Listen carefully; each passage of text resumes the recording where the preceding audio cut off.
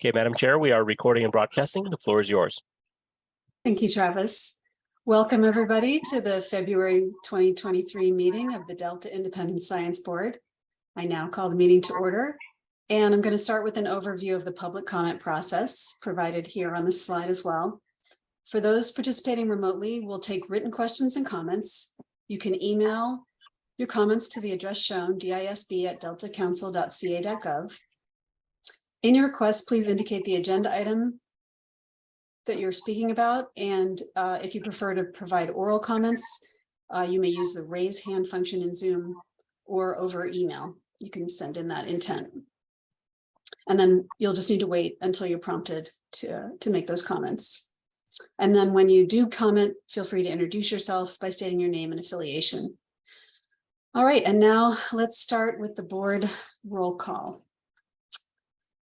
So, Dr. Brandt. Steve Brandt, no new declarations. Virginia. Virginia Dale, no new declarations. Tanya. Tanya Heikela, I have one new declaration.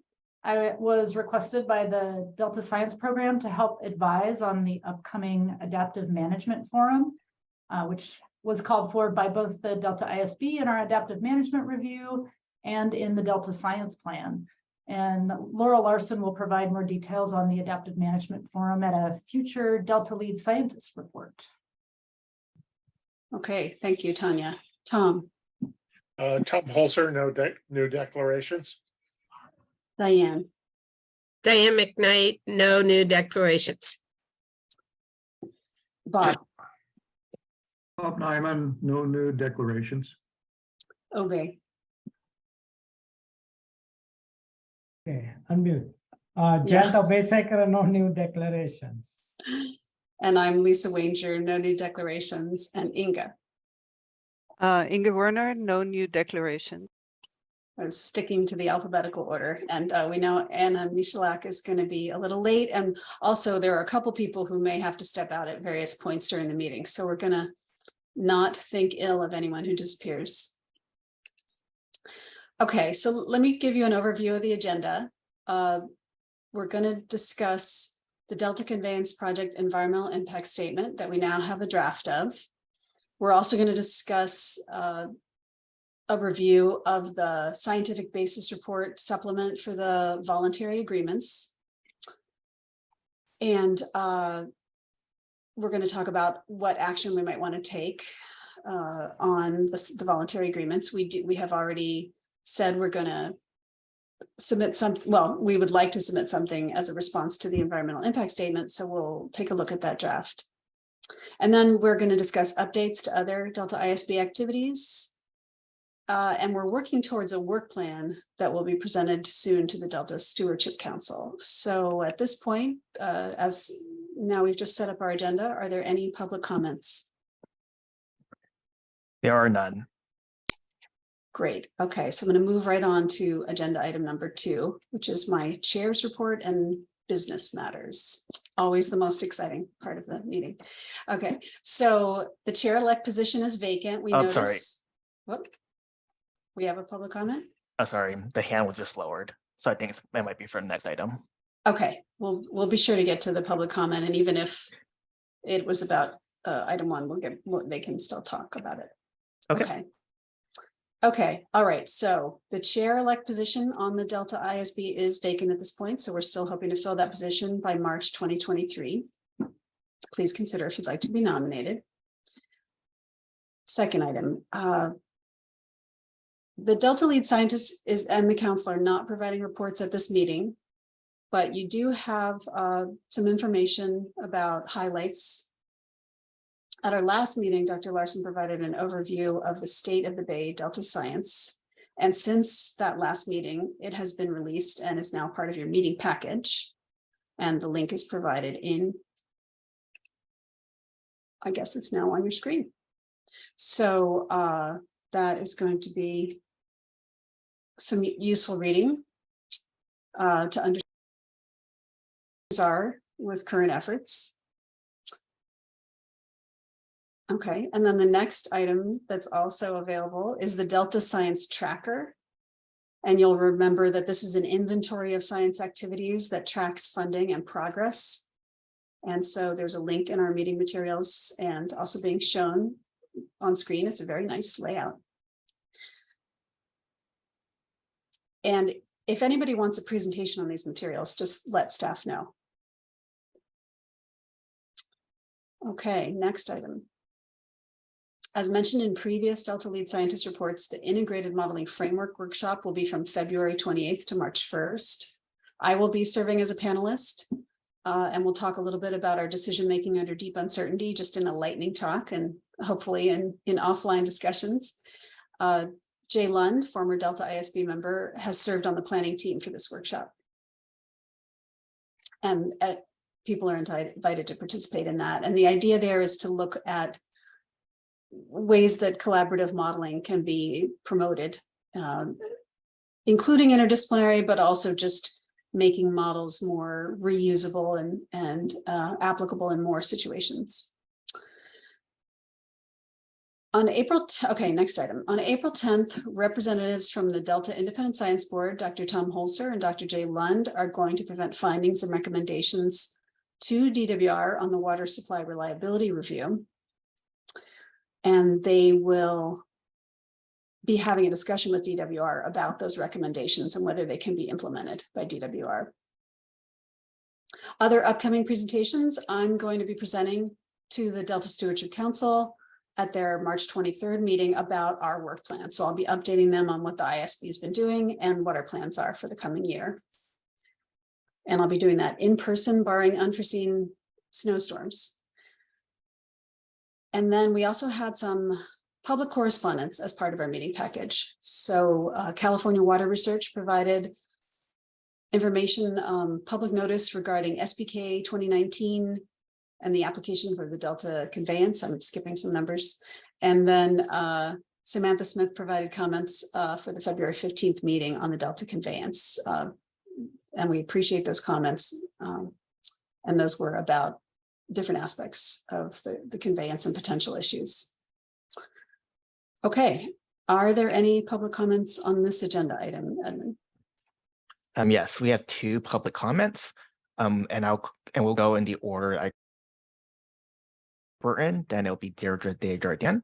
If this is the first time that you're providing public comments to the board, feel free to briefly introduce yourself before providing your public comment. With that said, Michael, you have the ability to unmute your microphone and provide your public comment. Thank you. Morning. My name's Michael Warburton, and I've been the executive director of the Public Trust Alliance, which is a fiscally sponsored project of the Resource Renewal Institute.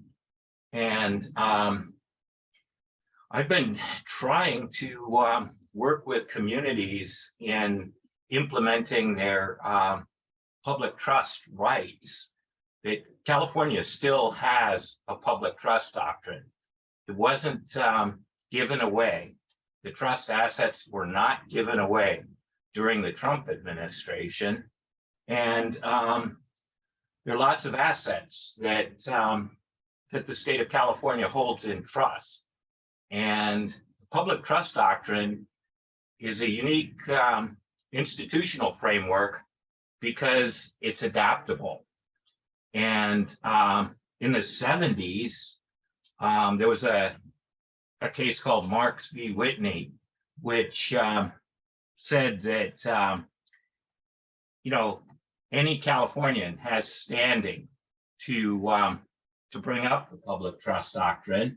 It's an independent constitutional obligation, and trust uses change with increasing scientific knowledge and changing public values.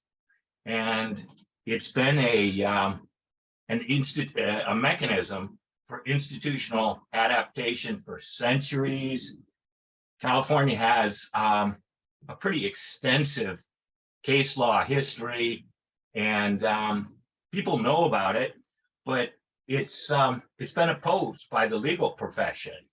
which seems to not want reasonable limits on. And so they've been trying to get rid of the public trust doctrine for decades. And I was just wondering if the Independent Science Board was having any discussions about using established law to be reasonable in planning for the Delta, which is truly a shared public resource. And it should be looked at in terms of the independent obligations on the state of California, and its citizens have standing to participate. And I was just hoping that your board would discuss some of these things. So anyway, I'm really glad to be able to offer a comment, and thanks very much. Well, thank you for that comment. I think we would probably need to think about that. We don't have any lawyers on the committee right now, but you certainly raised some interesting issues, and we thank you for that comment. All right, and our next public comment will be Deirdre Desjardins. Deirdre, you have the ability to unmute your microphone. Thank you. Yeah, it's Deirdre Desjardins with California Water Research, and I've been looking closely at the climate modeling that the Department of Water Resources has been using, and pretty much all state agencies for water resources planning and projects. And there's just some real limitations, and I don't know if there's going to be anybody in the modeling collaboratory, but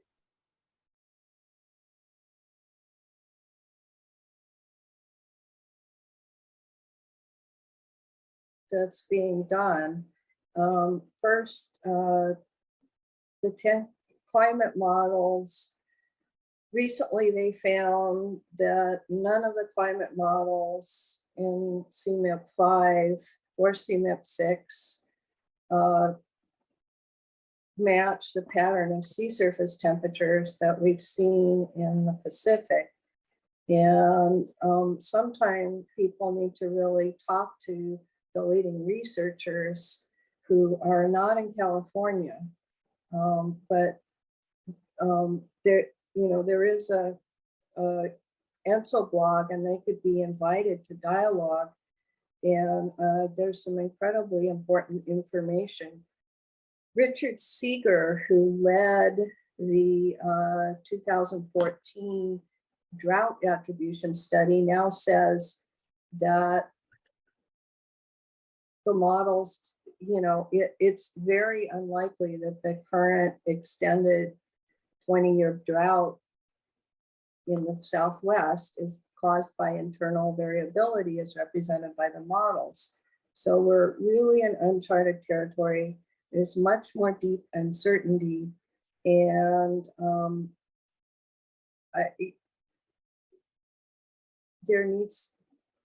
I don't think that anybody in California is really aware enough of it.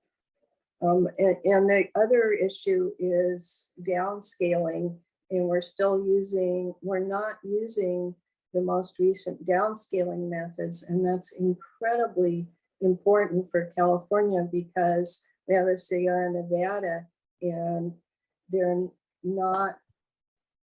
mountains aren't resolved by the current generation of global climate models, and there are new downscaling products available which use the state-of-the-art downscaling, and it's going to be incredibly important because those projections show reduced precipitation on high altitudes on the mountains.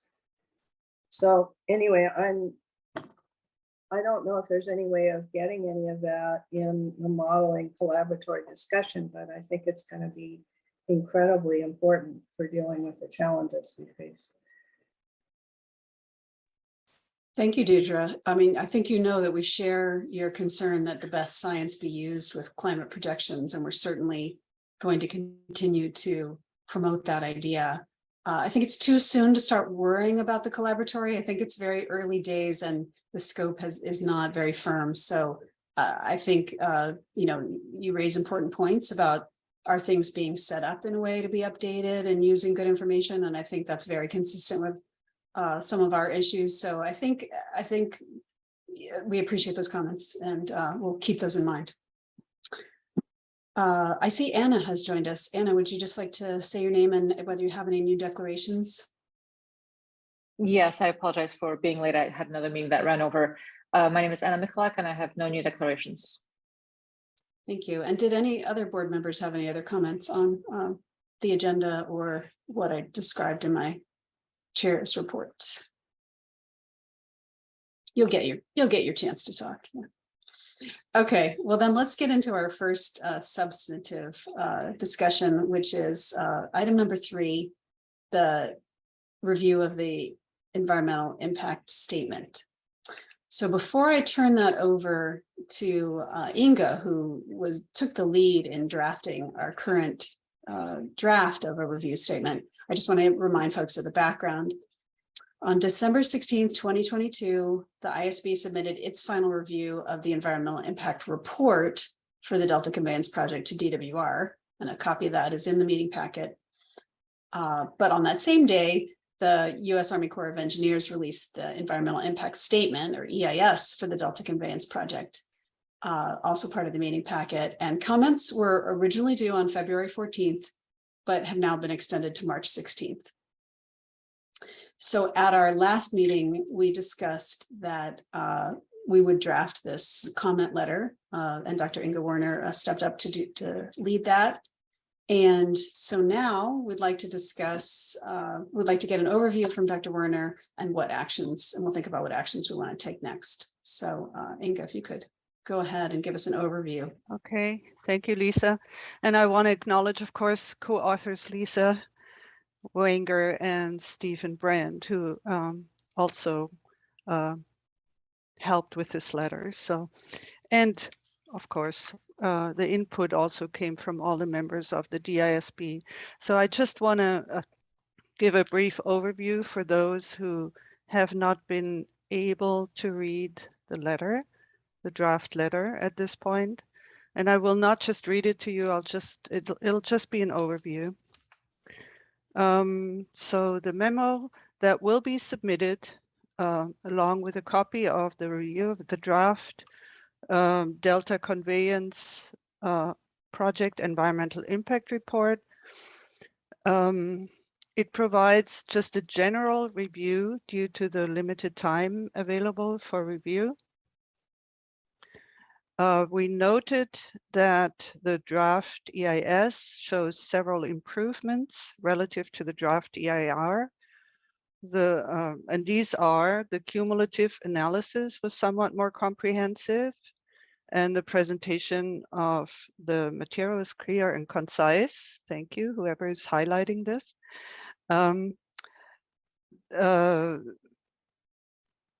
The discussion was more limited to the preferred tunnel alignments, which helped streamline it. And the explanation of which planning horizons were being compared was clarified. Otherwise, the draft EIS relies heavily on analysis and conclusions of the draft EIR. And therefore, we believe that the major cross-cutting concerns detailed in our EIR review also apply to the EIS.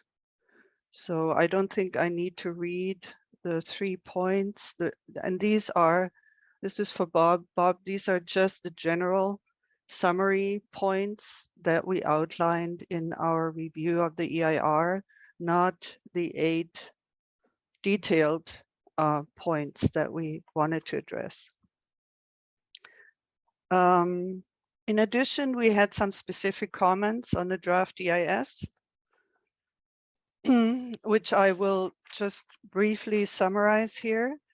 So number one was the draft EIS emphasized the impacts of construction rather than project operations on outcomes.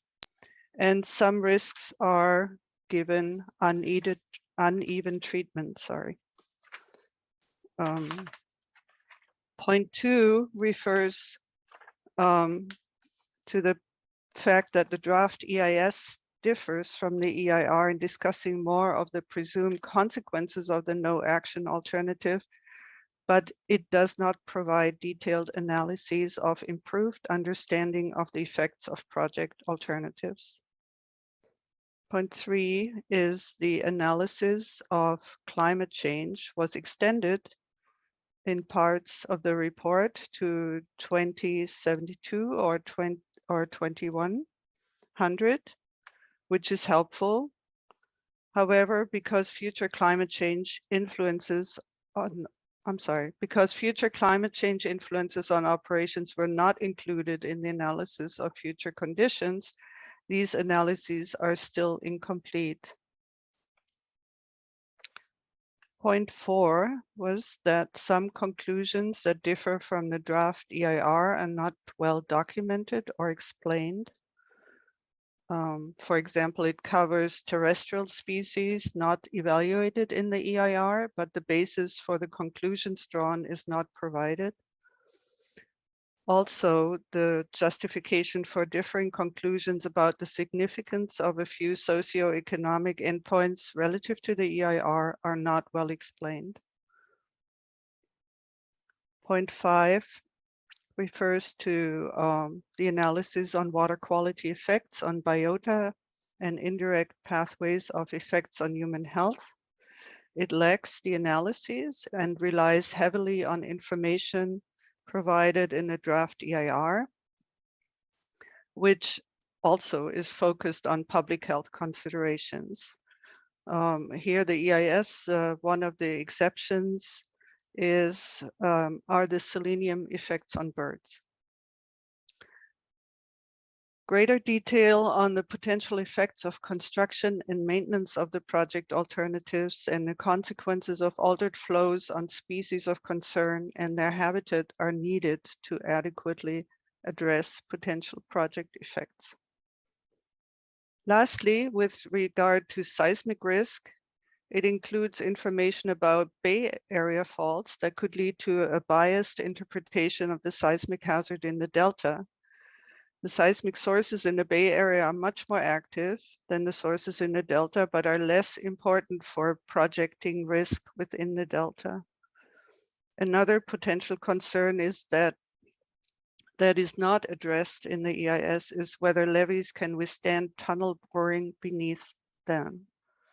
So if anybody would like to emphasize other points of this letter, please do. Otherwise, that is my brief summary of it. Yeah, Tom, go ahead. Yeah, I had sent a sentence to Edmund that is not in this version, and it had to do with there's a acknowledgement in the EIS that this project has a 100-year design life. So those comments about looking at long-term projections of climate are extremely relevant and justified by the explicit acknowledgement that this is a long-term project. And I was able to get that comment into a sentence that I notice isn't in this draft. I saw that, Tom. I saw that sentence, and I haven't included it in my summary yet. I apologize. Do you want me to? I have it somewhere. Well, yeah, let me just take a second to orient folks. Yeah, Inga, you don't have to do that on the fly. So I have. Yeah, I just want to say that. So the discussion we're having now is what changes would you like to see in the letter? And then we'll discuss whether, after we've discussed people's concerns, we'll entertain a motion to see if we want to go ahead and allow further development of that by Inga and myself but it would be approved by the board at this meeting with the caveats of adding information that's raised during the meeting. So Tom, thank you for that. Yeah, you go. Lisa, I got the sentence, so I can read it to you. Okay. The EIS refers to a 100-year maintenance schedule of the Delta Conveyance Project, which confirms its long design life. So I guess that ties in with the modeling. I'm not sure. It's in the specific comment 3 where we talk about long-term assessments. Okay. Yeah. All right. So we'll make note of that, and that will get added to things we want to change. All right, Bob.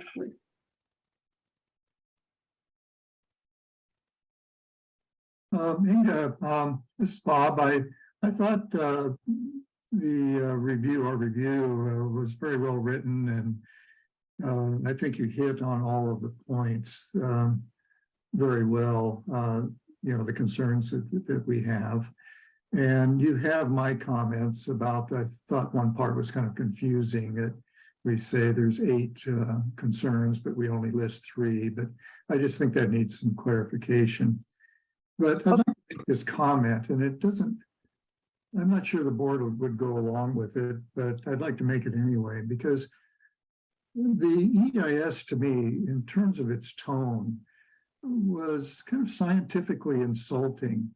I thought that the EIS in total gave off this, or they made a special effort to convince everybody that all was going to be well with this tunnel, that between the construction and the effects on animals and plants and so forth on the environment, that in a way it was okay to go ahead with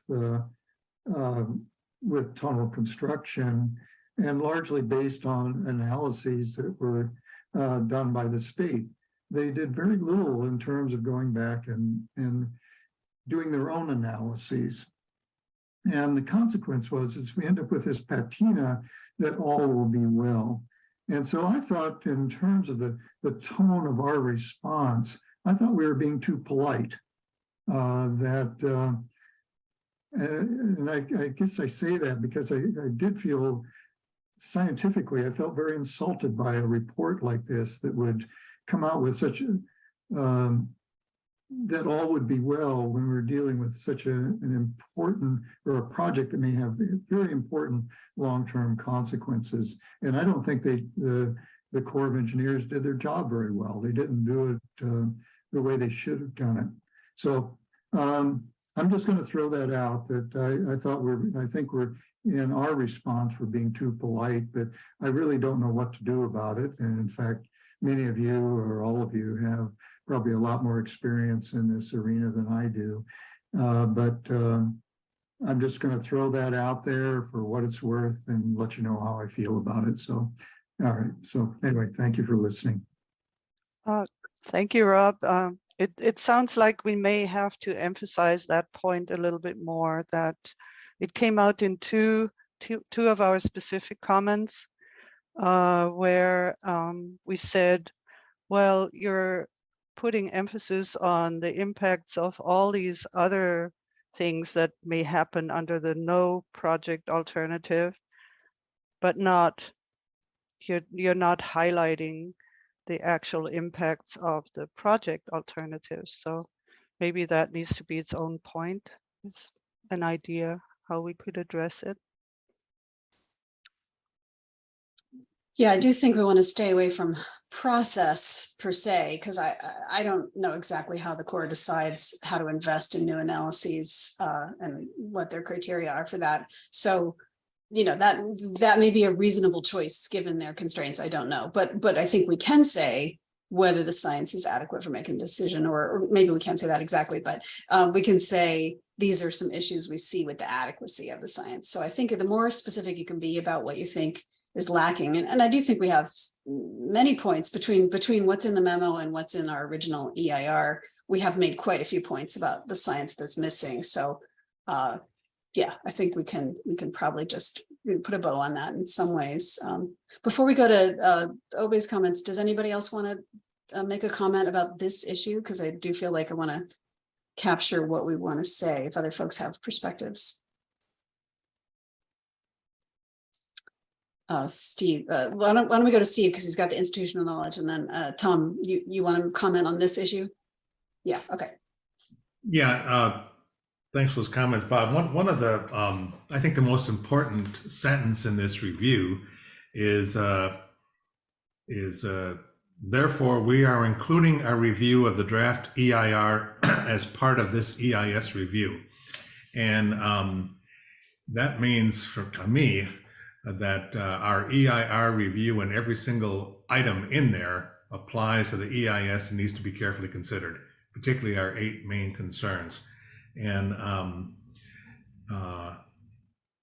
so Bob, I do think your concern had been expressed in the EIR in some respects, and in a lot of respects in terms of the quality of the science and so forth. And we are making that same exact comment for the EIS. We could go a little bit further, is if there's 1 or 2 overarching comments that we make in the EIR, we could explicitly repeat that here. And one version of this sort of had one of those in there. So that's something we could do if the board as a whole felt that we needed to further emphasize that point. Yeah, and I think maybe at a minimum, I think that's a great idea. And at a minimum, we need to be sure it's clear why we're attaching our EIR comments. Tom. Yeah, I just wanted to second your comments about not getting into the process, so that whatever criticism we have of process, I'd certainly encourage us to steer away from. We're the science board, not the process, not the management board. Yeah, exactly. Okay. All right. Well, there'll be time for more comments. Let's get to Obey's comment. Yeah, along the lines of what Bob mentioned, I think I'm also on board that I think without getting into the process aspect, that kind of disappointed that the weaknesses that we identified in EIR were not addressed, and they simply used the EIR for the EIS, and that itself is something maybe needs to be highlighted more in the letter, but more specifically, in terms of climate change issues, they never looked at the issues that we raised. They didn't look at alternative climate futures into the future. So very things that we addressed, but to make it worse, they made a strong conclusion that the climate change had no effect on all the alternatives in section 3.6. So I was wondering if we need to emphasize that particular issue in this letter, maybe as another example, that without doing the type of analysis that we identified in the EIR review, how they could come to that conclusion. Let me just clarify. So was the conclusion that climate change didn't affect the comparison of the alternatives, or was it that it just wouldn't affect the alternative, the impacts of the alternatives? Yeah, I could read part of it based on information presented above. The effect of climate change on all action alternatives does not appear to be significant. In section, I think you can read it, table ES2 for section 3.6.4. I mean, I don't know what they mean by that. It seems like they're giving a strong, they have a strong, conclusion that climate change is not an issue, when in reality, we identify things they should have done in terms of future conditions. Right. So maybe it would be helpful, I think, if you could identify something that we said in the EIR that we could re-emphasize, because I do feel like we brought up a lot of issues about how did you determine lack of significance? Did you really apply a long enough time frame when you thought about future climate? So we have some pretty fundamental concerns about how they treated climate change that were really highly emphasized. So I just wonder if maybe should we just make a point, like as we're re-emphasizing and look at these 8 comments. We could talk Yeah. about if there were some that we thought were most concerning, if we Yeah, could get there. Since our description of those issues was quite somewhat lengthy, maybe we can reference a section in our review when we reference this particular issue. I think the draft letter has a very high level identification of this issue, but I'm wondering if we need to emphasize this is a little bit more, this whole issue of using the same EIR analysis for EIS is kind of a fundamental issue that I think is problematic. And I think that's what Bob is also raising to some extent. Correct me if I'm wrong. Well, can I just, Go ahead, Inga. yeah, go ahead. Obi, could you insert a comment to that effect, or maybe, you know, a sentence that you would like to include? Or the other idea I have is also addressing Bob's concern. Should we write out the 8 concerns from the EIR in this letter again, so they don't have to find it? So it kind of emphasizes the relevance of those. Yeah. So just I could write a section, I could write a sentence or two, or we can reference that particular section where we address the climate future projection issue. Absolutely. Yes, please. And cite the section in the EIS where they made those, conclusions on climate change. Okay, the tricky bit here, though, is that we are going to essentially, potentially, we're going to discuss this in the next step. We're going to potentially approve the content of this with modification by me and Inga. So we do need to understand the gist of the statement of today now. So I think if, we have some sense of just, we want to read, I think Inga's idea is actually the simplest, in that if we just reiterate the 8 points, then we know we agreed on those in the past.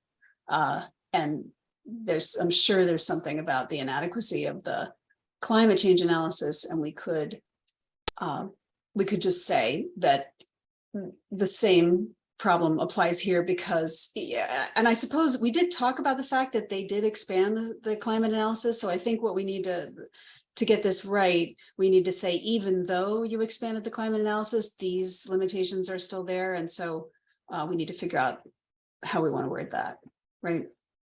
Right.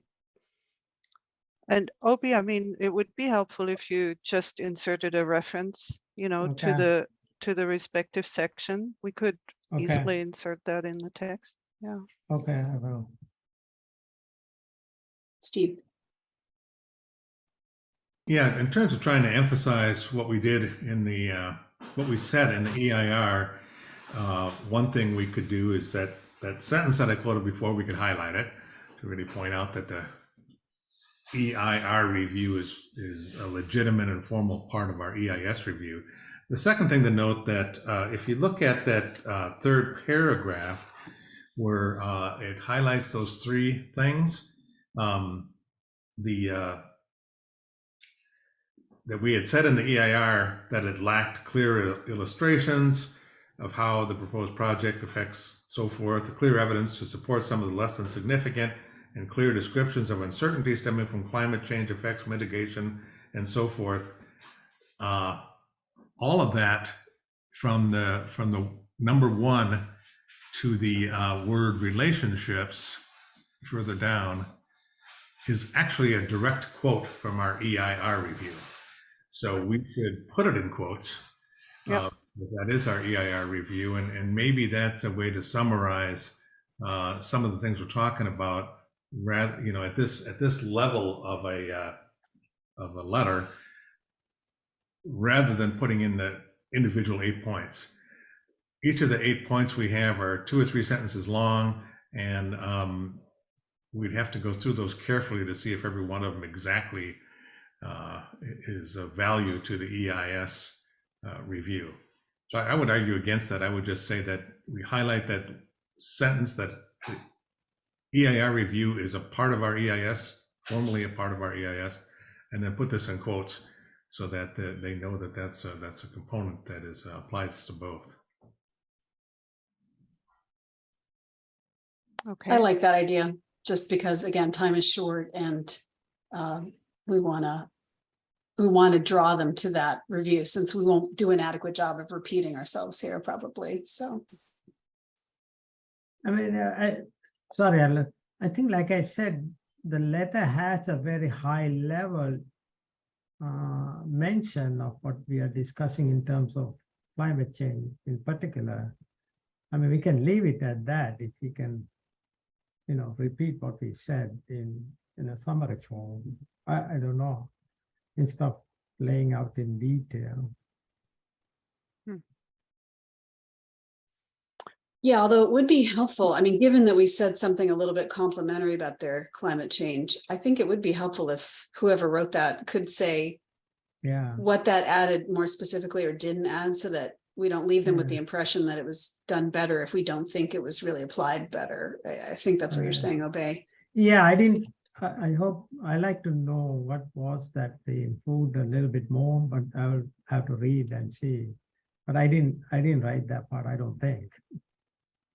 But for most part, I didn't see much of a difference from what was done for EIR compared to what was in the EIS. Yeah, I wonder if it was just more clarity. So sometimes in the EIR, it was hard to tell which time frame was being applied, and they did have 2070 and 2100 also captured in that, but it just only applied to very limited flooding analysis and nothing else, right? So I wonder if someone might have thought it was new when it was really just clarified. I don't know. Right. I had enough time to read the whole. So to my knowledge, they didn't do any new modeling for this, right? Well, that's what it's a little hard to, they did come to some slightly different conclusions on some things, and they discuss things a little differently. So it's not, I don't know, did they do different modeling? Probably not, but how, I guess that's one of our key questions. We don't know why, in the ways that it differ, we can't tell why. We can't tell what their methods are that made it differ a little. Yeah, okay, there was this one point, I think that came from Steve, that the climate change, the analysis of climate change was extended in parts of the report. So the planning horizon was extended compared to the EIR. So that's what we say here. Maybe, but it also says it's helpful. Maybe that needs to be, expressed in, or we should say that this is very limited and not sufficient, something like that. Yeah, we should be clearer about how it was applied, or possibly remove that if we think maybe it's not a real difference, but just a clarification. I guess we should check on that. Yeah, I mean, it was so hard to understand which planning horizon was being applied in some places. So yeah. So then we should probably not say that it was clearer than in the draft EIR, which we do in the beginning. The explanation of which planning horizons were being compared was clarified in some cases, which of course is also not a high praise, right? But, right. Just to clarify though, my prior comment was about the EIR, not the EIS. So I was saying that because they have a nice table in here about what was applied, it might look like a new application when we're not 100% sure we're comparing it, properly. Yeah. I think one thing, sorry, one thing is clear. I should raise my hand. One thing is clear that they did identify the implications of climate change in the table, and I pointed that out. But whether they use that with respect to the modeling results, but the evaluation is not very clear. I get the impression they simply use EIR modeling to do whatever they did in the EIS, didn't do any new modeling. How they got the 2100, I may have missed that. I need to go back and look at if Steve or somebody saw that, extension. But we also say that, we say that in the second paragraph, Right. it appears that a comprehensive reassessment of assumption methods and analyses Right, that were right. reported in the EIR was not performed. So Right. that is already pointed out. Yeah, I saw that too, I think. Well, we complimented them for identifying the issues of climate change in this report, probably better than the EIR. But whether they use that in their evaluation is what is not clear, I think. Mhm. Well, again, Obi, if you could take a look at the wording of the letter Okay. and see if we could be Okay. include your concerns a little bit more clearly, that would Okay. help.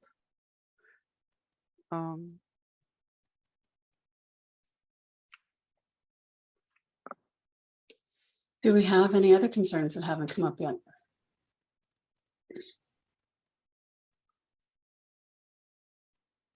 Capturing it pretty well to the extent we were able to digest the EIS. Okay, well, if folks have made all their suggested changes at this point, then I think, do we have a consensus that rather than repeating our 8 points, we're going to just re-emphasize, we're going to put a quote around the text that was copied, and then we're going to re-emphasize that all those points apply here, or may just make sure that's very clear.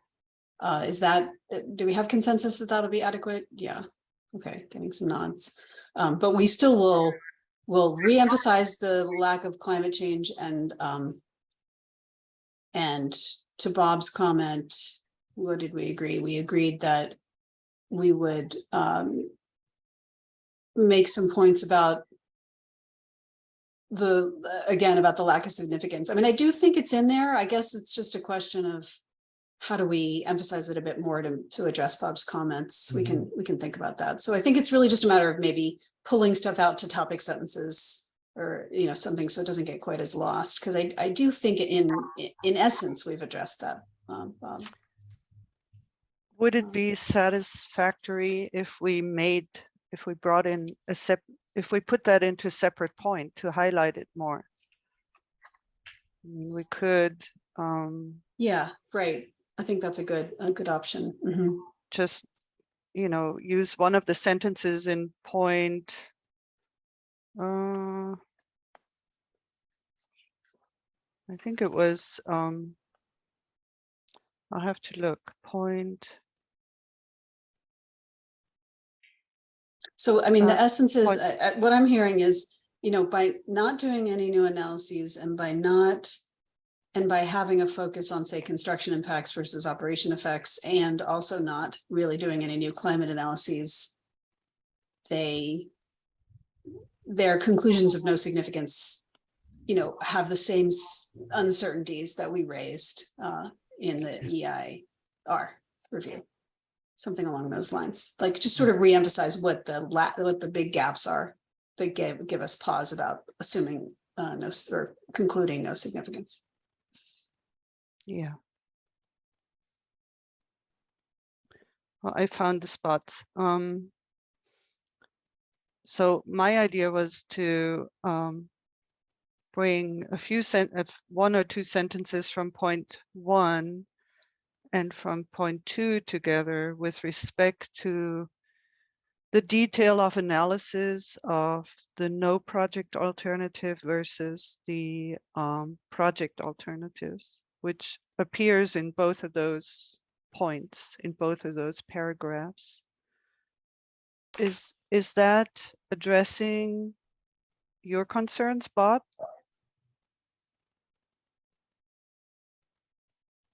Yes, again, I think it would. And in addition to that, I did like Lisa's comment a few moments ago about making the topic sentences of each one of our points a lot stronger. Really get to the essence of what our concerns are by having a topic sentence that clearly summarizes what is to follow. I think it would help a lot. Help make it stronger. Yeah, and maybe even point 1 is the right place to do it. Just sort of, we're concerned about these conclusions of no significance because of lack of, maybe it fits right there. But Ingrid knows this better than I do, so we can reorganize a little bit. Mm-hmm. So not introducing anything new just for, making a decision today, but rather reformulating so it comes out better. I think we probably have said a lot of what we want to say. It's just, just making sure it's really coming across clearly. And also making sure we direct people to that we really also mean the comments in the EIR. Yeah, Diane. So one of the ways possibly to restructure some of these points is instead of having sort of a positive statement at the beginning and then in each point and then a however towards the end, some of them read like that, is to sort of move that however forward somehow, sort of switching especially for some of the points. So when I skimmed this, looked this over, that struck me as a way to do it, sort of that faint praise, but put the but first. I think that's great advice. And that probably addresses what Bob was saying about we're being too polite. So Virginia. Well, to put that more explicitly, it's often the last sentence has the main point. So often it's the last or second to last sentence that could go up. And then you could say, however, they did a better job than the last one. Yeah, that's. I think hit them with what the issue is or the opportunity is. Thank you. But thank you for doing this, though. Well, I didn't do it all on my own. It's just stylistic differences sometimes. Okay, very good. All right, well then, at this point, we will entertain a motion to accept the content of this to be finalized by Inga and myself, to be forwarded on to the appropriate interested parties, if anyone feels. Virginia. So I move that we accept the letter as written with some modifications as discussed today, and then it move forward and be submitted. Thank you, Virginia. We have a proposed motion. Do we have a second? I second. Okay, Anna raised her hand too. Okay, we'll let you two duke it out. Okay, let's go. Diane unmuted faster, so we'll say Diane seconded, and now we'll do a roll call vote. Lisa, we need public comments first. Oh, we need public comment first. Thank you, Edmund, for keeping me straight. Okay, let's hear what the public has to say. Yes, we have 4 public comments right now. I'll go in the order that I call your name. It'll first be Michael Warburton, then it will be Les, then it will be Deirdre Desjardins, then it will be Molly Colton. And if you do have a public comment, please raise your hand in Zoom or send an email to us so we can get you in the lineup. So first up is Michael. Michael, you have the ability to unmute your microphone. Thank you. Wow, that was an excellent discussion of a very problematic situation. And with coming from my organization's standpoint, the Public Trust Alliance, the public trust doctrine is separate from CEQA. And the appellate courts in California have ruled that CEQA does not replace public trust responsibilities or obligations. And what's interesting here is we have a constitutional crisis on the federal level. And that doesn't stop California from being reasonable, even though lots of modelers talk about federal water and state water. It's all California water, and scientists know that. And subterranean channels don't flow the same way that surface water flows, and neither do atmospheric rivers. And so our scientific understanding of how water flows through our environment is very important in climate change, and recognizing public trust obligations of the state of California would be a really important thing. And I think the State Water Board has taken some actions, and right now they're changing their enforcement, but I'm not sure if they're changing their enforcement to keep on with this insane EIR, EIS distinction, which makes it almost impossible for people to understand how they should comment. And your upsetness with the time horizons and how those change things is absolutely central. And I think what would be really good is to emphasize that what the Science Board is looking for is the most reasonable approach to undertaking state responsibilities. And I don't think that lawyers who might have assured you that you have no responsibilities are off base. So anyway, thank you very much for this discussion. Thank you for your comments. In the interest of time, I'm just going to hear from everybody. All right, next up we have Les. Les, you have the ability to unmute your microphone. Thank you. Did I unmute? Yes. Yeah, my name is Les Kishler. I live in Santa Clara County. I've backpacked for 40 years in the high Sierras and the headwaters of the rivers that flow into the SF Bay and Delta. The Delta megatunnel isn't a good idea.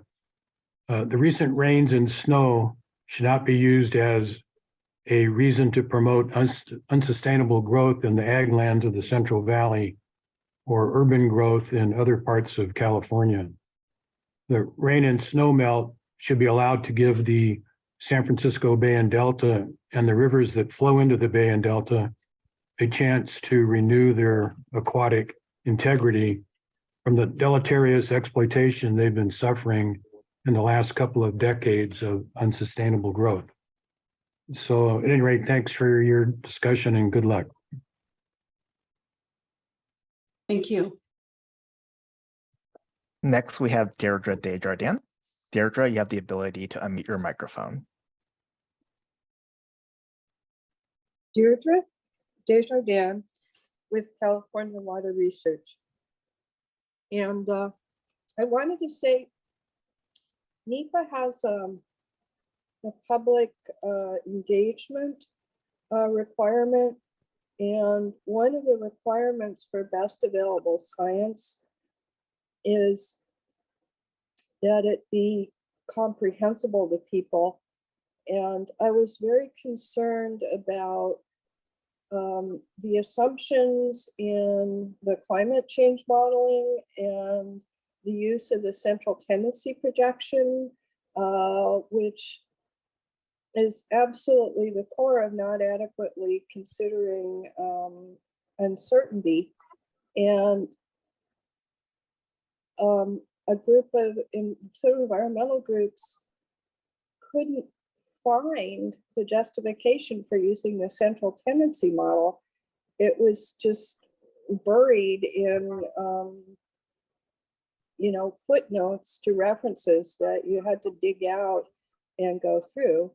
And I happen to have that background because I testified about the original climate change modeling for the Twin Tunnel Water Fix project. But there's a lot of assumptions about the science that are similarly obscured by, oh, well, we just refer to peer-reviewed articles. And there might be an article, a peer-reviewed publication about methodology, and they don't even necessarily support what DWR did with only using the central tendency projection, for example. If you look at the peer-reviewed publication that DWR references, they also use a drier extreme warming scenario, which is similar to conditions that we've seen recently. So I would urge you to look at that a little bit, because I think it's just a critical part of best available science. And as Michael Warburton said, it's confusing. And I'm seeing, and also getting to Bob Nyman's comments, which I very much appreciated, all will be well. There's a level of obfuscation by, you know, sort of burying assumptions in the references. That's just not best available science. It makes it very difficult, even for the best NGO experts who are not climate scientists, to dig things out and say, wait a minute, this is not a good reference. This is not a good assumption, particularly given what we've seen lately. So thank you. Thank you, Deirdre. All right, we have two more oral comments. First will be Molly Colton, then Penelope Lapome. And after that, we have two written comments to be read in the meeting record.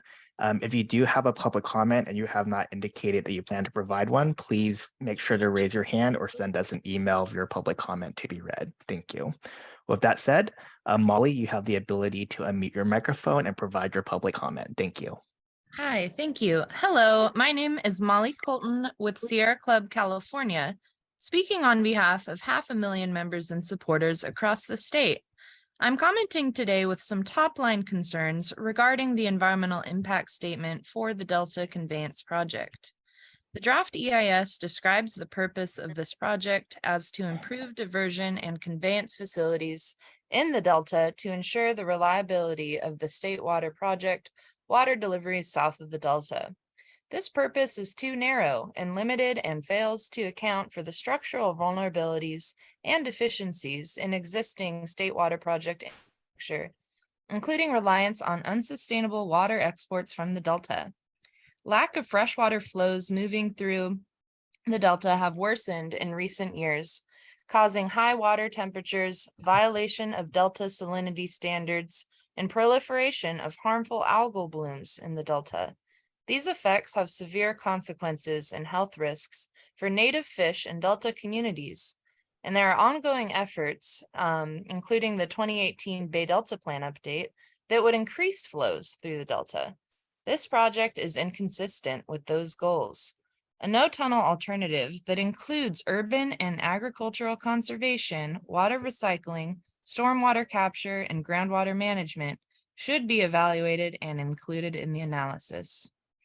Additionally, construction of this project has the potential to cause adverse impacts to aquatic and terrestrial species and local communities. The construction period is estimated to take approximately 12 to 14 years to complete. Construction impacts are even more significant in light of the long construction period and must be addressed. Construction activities will cause significant adverse impacts to local air quality by contributing to air pollution in excess of established state and national standards that the EIS admits cannot be fully mitigated.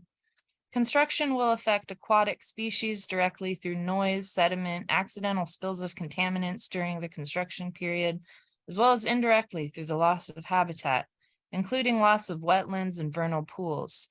Greater sandhill cranes are one species that would be affected by the noise produced by the construction of this project. They are protected as a threatened species under the California Endangered Species Act and fully protected under the California Fish and Game Code. Thank you for considering our concerns on the draft EIS and allowing folks to comment today. Oh, thank you for those far-reaching comments. Next will be Penelope Lapome. Penelope, you have the ability to unmute your microphone. Thank you. My name is Penelope Lacombe. I'm a citizen in Kern County. This is the first time I've attended any of the Independent Science Board meetings, and I want to compliment you on the discussion. I thought it was excellent and raises a number of concerns that I have not considered. One of the concerns that I have about the Delta project is the length of the project. Construction. I don't think the project will solve the California water problems. We need the water in the Delta to prevent saltwater incursion, especially in light of anticipated climate change. And we also need to preserve the water in the Delta for the Delta ecology. I'm basically against the project altogether, and I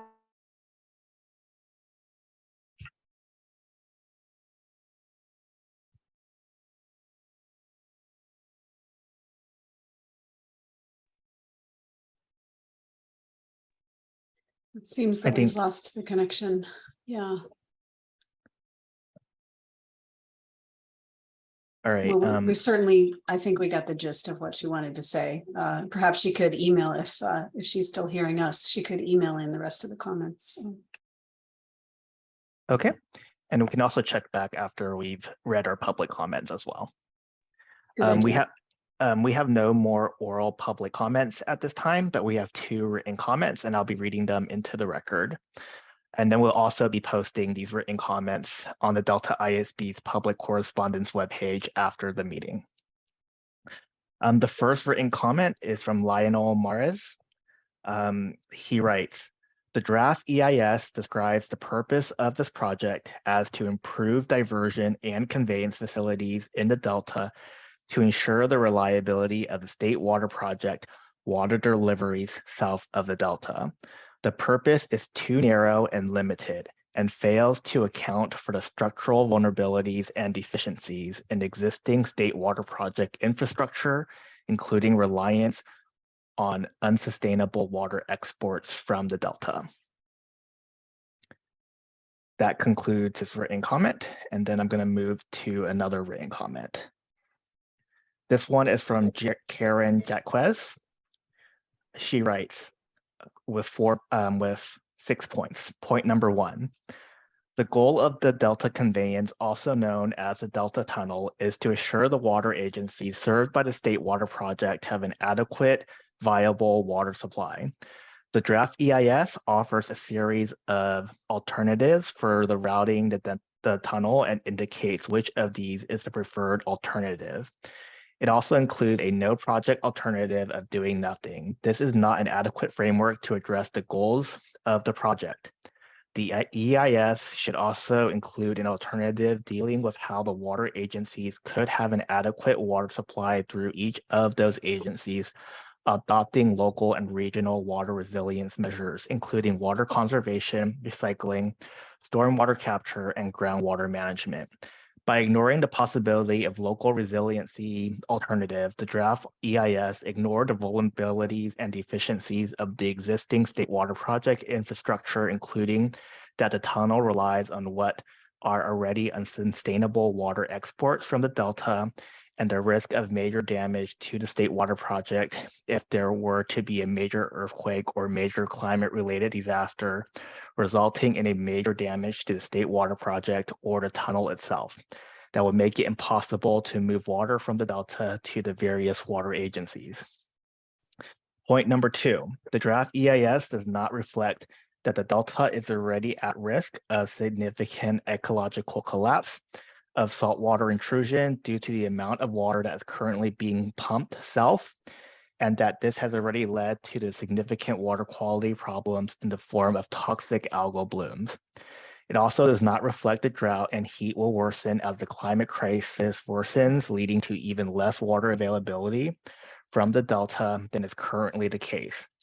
It does not recognize the extreme weather events predicted to happen as climate change worsens will increase the risk of parts of the existing state water project becoming too damaged to function. Point 3, tunnel construction has the potential to cause severe impacts to endangered species, both aquatic and non-aquatic, including endangered salmon and endangered sandhill cranes, as well as to native plants and other wildlife. Impacts during construction will include loud noise, increased sediment, spilling of contaminants, and loss of habitat, including wetlands, vernal pools, nesting places. Construction could continue for as long as 12 to 14 years. Or if the tunnel is like many other state projects, significantly longer than these estimates. There's no adequate way to mitigate this. 4, tunnel construction has the potential to have significant impact on local communities, many of which are environmental justice communities. Impacts include years of construction noise and heavy construction traffic, as well as poor air quality. They also include loss of businesses, farms, and homes, some of these to eminent domain, and some of these to the impossibility of living or keeping a business going in the midst of all the construction. Some of the buildings lost will likely be historic resources. Again, there is no way to adequately mitigate this. 5, the estimated cost of the tunnel is approximately $16 billion, but the cost is likely to rise due to inflation and construction delays. The plan appears to be for local and regional water agencies that opt into getting water from the tunnel to pay the cost of its construction and operation. Many of those who will get their water from the tunnel are low income and already struggling to pay their water bills. So building a project as hugely expensive as a tunnel is an environmental justice issue. Additionally, money that the water agency spend to pay for the tunnel is money that could have been used for local resiliency projects, and also that could have been used to help prepare for the episodic, extremely heavy rains and resultant flooding that are predicted to occur between periods of drought. 6, whatever concerns impacted Indigenous communities may have about the impact of the tunnel or on cultural and sacred sites, I support them in those concerns. California tribal members should not have to endure any more losses than they have already endured. And that concludes the written comments. And I currently don't see Penelope on, and no more raised hands. So this concludes the public comments. Thank you. Well, we certainly thank the members of the public who contributed very important perspectives. And given the extensiveness of the comments, I do want to ask the board if is there anything they heard that will cause them to want to amend the EIS review? We can also withdraw the motion at this point and revisit this. I would like to hear from board members, because I helped write the EIR review. I'm going to give you my first impressions here, and I in no way intend to be dismissive of the very important points raised by the members of the public, but I do feel that we probably covered these at least at some level. We kept a pretty high level just because there is such a volume of information in these reports, but we noted the optimism about mitigation effectiveness. So we did specifically note that this idea that just because CEQA doesn't find an impact from a loss of structures, that the local community may well perceive a lack of structures. We highlighted the tribal concerns. I feel like many of these issues were addressed in our EIR comments, even though they are not highlighted here. And also we took probably a more comprehensive view in talking about terrestrial species as opposed to specifically looking at sandhill cranes. So we just didn't get down to that level of detail, but we did note that that some of those things were not really thoroughly addressed. And again, this optimism about how effective mitigation would be. So that my immediate impression is that I didn't hear anything. And then of course the climate change issues that people brought up. I'm just trying, and I would like to hear from others. Steve, what have you got? Yeah, I don't want to throw a wrench into anything, but the original deadline we had was February 16th. That's the original deadline for the public comment. That, as we all know, has now shifted to March 16th. So we do have some extra time, and I really enjoyed our discussion of the letter. And although I think that we sort of understand the changes in content, it seemed to me there were a fair bit of changes and also in the structure, putting all 6 of our points, raising what the key statements are. We do have time, I'm just raising the question. We do have time if we wanted to see another version of this and vote on it on our March 3rd meeting. I think we can do that. So I just raised that question if people want to do it, or if people are happy enough with the way things are in terms of just letting, are happy with the content and can move forward. So. Okay, well, I want to hear from Inga, but I also want to remind folks that we also are about to discuss whether we want to review the voluntary agreement. So it is a matter of how we want to spend our limited time. So don't forget that that's also something that needs to be done in the next 2 weeks. Inga. Actually, what Steve just said reflects my feeling that we should have another round of, because I think the tone of the letter at this point is very polite, like Bob was saying. And from what I hear from the members of the board is we really need to sharpen this tone. So I would suggest we modify it, or I go over it again with you, Lisa, and then we have another round of review and comments by the board, if that's okay, if that's possible for everyone. I don't think it would take that much time. Sorry, good to hear from you. Let's hear from some others. Diane, what did you want to say?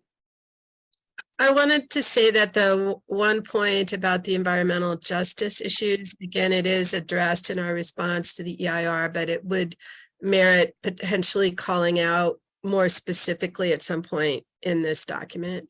I don't remember if it is called out, but I think these are important points so that we can refer to a specific place in our response to the EIR potentially. Okay, so you are effectively voting to withdraw the motion and look at this content again.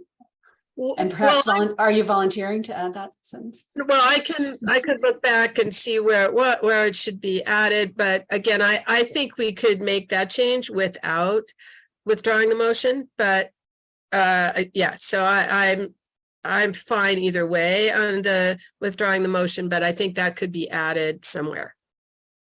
I'm just not sure where at the last minute here, but that would be responsive to the last comment that we received.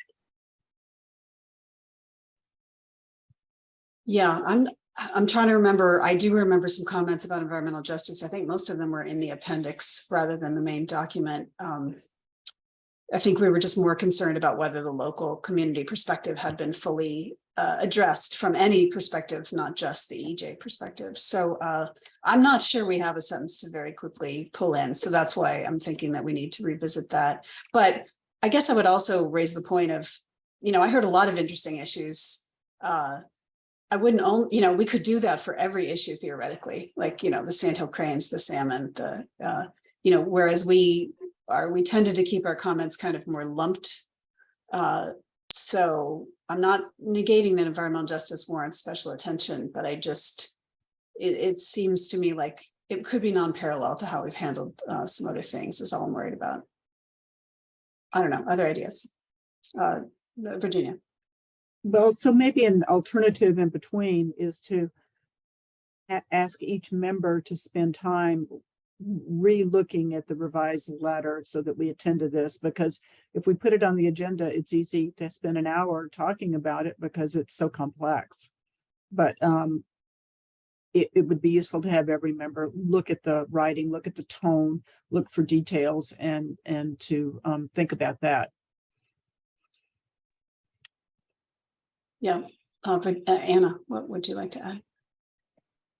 It seems like there's three sort of sub questions. One is what Inga was referring to, which is the fact that the tone of the letter may need adjustment. The second is whether there's any broad topics, because I agree with you, Lisa, that we don't want to get into listing very individual examples when the point we're trying to convey is a broader one, whether there's some that are missing. But I think that the third question, and this is where, because I'm new, I don't have a good sense, is what scale of changes and reexamination still fit under the motion that we've already approved, given that we've approved it pending modification versus actually withdrawing that motion and finding a new path forward. And so I think that the question all comes down to the scale and the substance of the changes and what would still fit within the context of the motion that we've already passed. Yeah, well, we actually haven't passed it because we haven't voted on it yet, but yeah, that's a minor detail. That's true. Sorry, that's on the table. I'm sorry. Yeah. So that's we withdrawing, maybe even too strong a term here. We would choose not to vote at this time. But I think that's a good question, though, is just, and how much are people comfortable with us changing the letter without them seeing it again? And what I'm hearing from Inga is that she would like people to look at, since she's the lead, she would like people to look at what she wrote. So I think it might make sense at this point. We do already have this March 3rd meeting, but we would really encourage folks to get this done well in advance. But it doesn't seem to me, if folks can really be sure they take the time to review the letter ahead of time and send any concerns ahead of time, I think we could add it to the March 3rd agenda, but I don't want to make that meeting be another long discussion. So the other idea, okay. We do actually have Penelope's written comments now available, so we'll add those in before we continue. But I wonder if we should table this until after we talk about the voluntary agreement so that people have a sense of what the time commitment is there. No, Bob doesn't like that idea. Okay. It looks like Lauren has a comment as well. Go ahead, Lauren. Yes, I wanted to weigh in. And Edmund can correct me, but my understanding is that you all would either need to today with your motion agree to delegate to certain individuals to incorporate the edits. If you all want to review that letter again, you'll have to put that on the agenda for March 3rd. So I just wanted to clarify that. Thank you. Does that make sense? It does. Yeah. So that is what we're getting into. And that's why I'm leaning toward putting it on the March 3rd agenda, because the lead seems to want people to read it again. So that's weighing heavily on me as an important vote. So why don't we just go ahead and do that? But before we move on, we now have Penelope's comments. So let's let Edmund read that and we'll just keep thinking about what's right here. Go ahead. Okay. I wanted to thank the Science Board for their discussion and making the meeting available on Zoom. I am concerned about the length of the construction period. I don't think the tunnel will solve California's water problems. We need to maintain water in the Delta to prevent saltwater intrusion, given the anticipated climate changes. We also need to keep water in the Delta to protect Delta ecology. Basically, I am against the entire project. I concur with Molly's presentation that is more specific than my comments. Thank you. Okay, appreciate that. Okay, so let's just develop what we want to be our new process. So let's go ahead and withdraw the motion. Let's go ahead and add this to the March 3rd agenda that we will look again at the EIS and approve it then. But who's going to do what at this point? So I think Inga has agreed to rewrite, and I will help her rewrite, the topic, sentence, and tone issue, and try to pull out these issues that we as a board discussed. I'm not clear on exactly what we want to do with respect to highlighting some of these concerns that the public has, that I do think we generally, again, not to be dismissive at all, but we did in some at least touch on the majority of those issues in our EIR review. What's the right way to handle that? Does someone want to make a suggestion? And including Inga, you already have your hand up, Inga. I know, I just noticed that. Sorry. Well, I would go ahead like this. So I would revise the letter and change the tone with what I have, with the text I have and the comments I have. But I would like to ask several of you to maybe add some of the text. Like I'm thinking Obi agreed to maybe provide a reference to the EIR report. Diane, you mentioned environmental justice. Bob, I'm asking you to make sure that it reflects your disappointment. And then, you know, we would send it, I would send it to you, Lisa, to look over it. And I think if somebody else would like to add something to the existing text, please speak up now. So we have the people lined up. So does that sound reasonable? Yeah, we'll just make sure that we follow any Bagley-Keene restrictions in terms of how we handle that. But yes, we will. That sounds like a good process. Diane, what did you want to add? I wanted to suggest that one way to add like texture to this overview is to have for example statements. So, you know, we have these, you know, terrestrial organisms, for example. So we're not saying that whichever example we use is the most important, but then it makes it these for example statements may make this overview document more accessible by illustrating what we mean with an example. It's just a suggestion.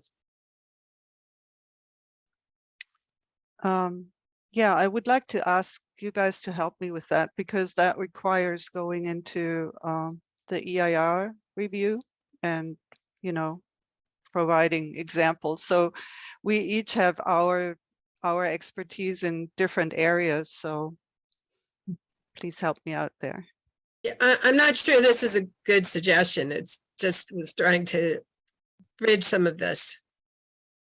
Yeah, I like to think out loud too, Diane. So I just want to give you a reaction, which is by highlighting an example, we essentially are saying this one's a little more important. But I do think you're right that it's okay to provide, this is what we mean, information. So maybe we have to see that in its final form before we can say. Some of you are unmuted. Do you want to say, is that because you would like to add something? Okay. Another idea is to basically follow Obi's suggestion of referencing sections of the EIR review. What do people think about that?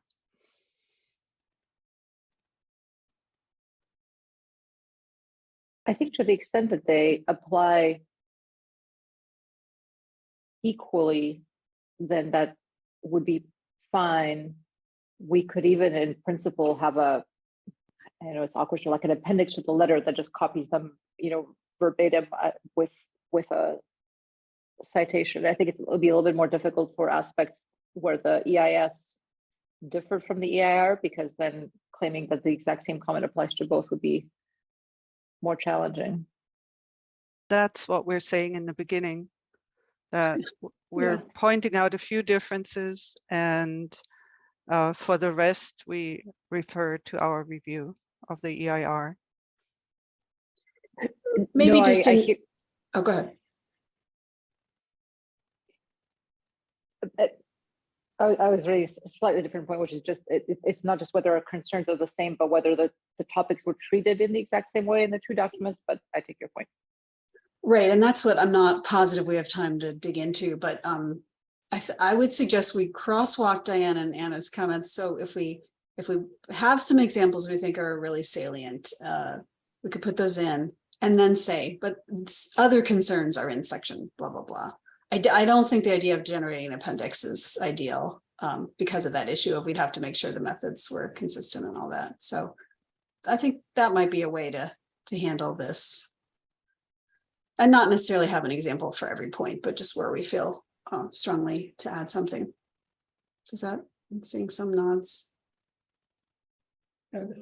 Lisa, real quickly, the reason I suggested referencing EIR, particular paragraph in EIR is we were very detailed in the EIR discussing that. We don't want to repeat all that. Right. So we can write a summary of the issue in this letter and then also reference the section in EIR where that was discussed. And that's what I was going to try to do for the climate change issue. I think that makes a lot of sense. Yeah, I think that'd be really helpful. So I think it's really on people to identify issues that they think really need to be emphasized and to provide that input to Inga and me. Okay. All right. So we will postpone, we will withdraw the motion and we'll revisit it in our March 3rd meeting. Is that adequate, Edmund, for what we need to do with process? Yes. Okay, great. So Lisa, real quickly, the mechanism for suggesting changes, do we send it to Edmund individually or how does that work? Edmund will give us a wrap up at the end where he tells us what to do. Okay. Unless he just wants to do it right now. But sometimes these things have to be discussed. So. Okay. Yeah, okay, let's wait for the wrap up. And also you may just get an email later with instructions. The nuances of figuring out the rules can be challenging sometimes. Okay, and look at that, we're pretty much right on schedule. So we have a plan, we have to have our lunch exactly at 12:30 to accommodate some issues, 12:30 Pacific time, to accommodate some scheduling issues. So I'd like to power through and go right to the voluntary agreements now. And this will also help us understand what we're committing to for the March 3rd meeting. Any serious objections to that? No. Okay, good. Let's forge on ahead. Okay, agenda item 4. The draft scientific basis report supplement for the voluntary agreements. So I just want to give a little background. On January 5th, the State Water Resources Control Board released its draft scientific basis report supplement in support of proposed voluntary agreements for the Sacramento River Delta and Tributaries update to the San Francisco Bay, Sacramento-San Joaquin Delta Water Quality Control Plan. That's a mouthful. So just more specifically, the voluntary agreements are the way the State Water Board intends to structure new and revised flow requirements to, in their words, reasonably protect fish and wildlife while providing the flexibility necessary to accommodate adaptive management. So this is from an older letter they sent us, and that's how they described it. On January 19th, we received a briefing from the Delta lead scientist on the release of the scientific basis report supplement. And we found out at that time that the State Water Resources Control Board did not formally request a Delta Independent Science Board review, even though we had in the past reviewed the original scientific basis report that, well, I don't know if it was original, but the 2017. But we, as a board, we have a responsibility to provide scientific oversight of adaptive management in the Delta. So this is very much in our wheelhouse. And so I got in touch via email with the water board and asked for an extension on the review. We were not explicitly given an extension, but it was indicated that comments received by the end of February could still be useful in their process. But they basically said as soon as possible, they'd like to get those comments. So, because if it comes too late, they can't really incorporate it into their process.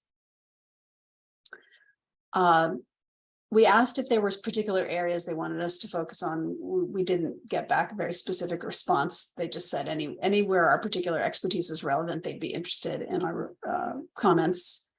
So that is why we scheduled that additional meeting on March 3rd to give us the opportunity to write a review and have that March 3rd date be the time when we discuss and finalize the content. So that means that if we agree to do this, we will be aiming to have written comments out during the week of February 27th before the March 3rd meeting. So what we need to discuss now is, and I know folks, it's a big document we were given, so there's still a lot we could talk about. But in the 2017 review, the board was specifically asked to comment on the critical features that must be included to make adaptive management of flows work. And I'm paraphrasing here, to support co-equal goals.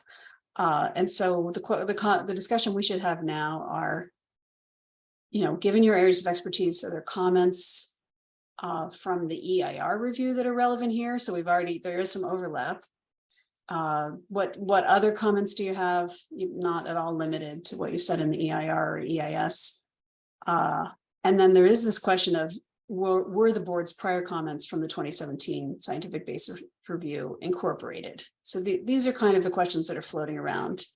And at this point, we would need to identify someone who could lead this. And we have to decide if we're going to do this review.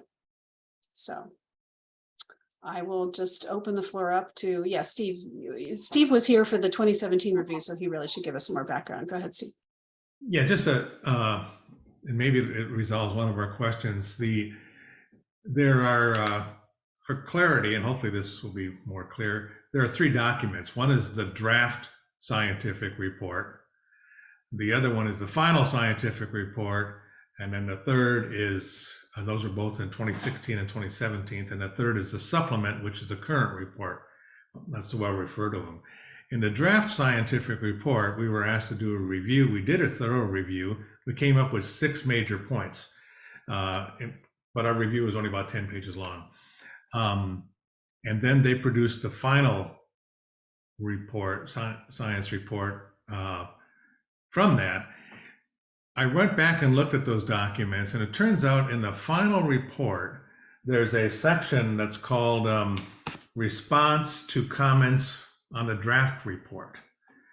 And they take each one of our 6 comments and write up paragraphs of how they responded to it in the final review.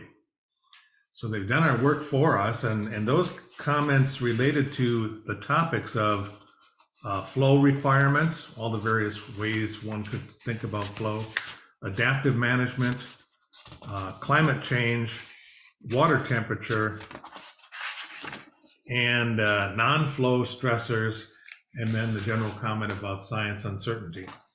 So they did respond to our comments, going from the draft scientific report to the final scientific report. And as I read those, they addressed them very, very head on in many respects.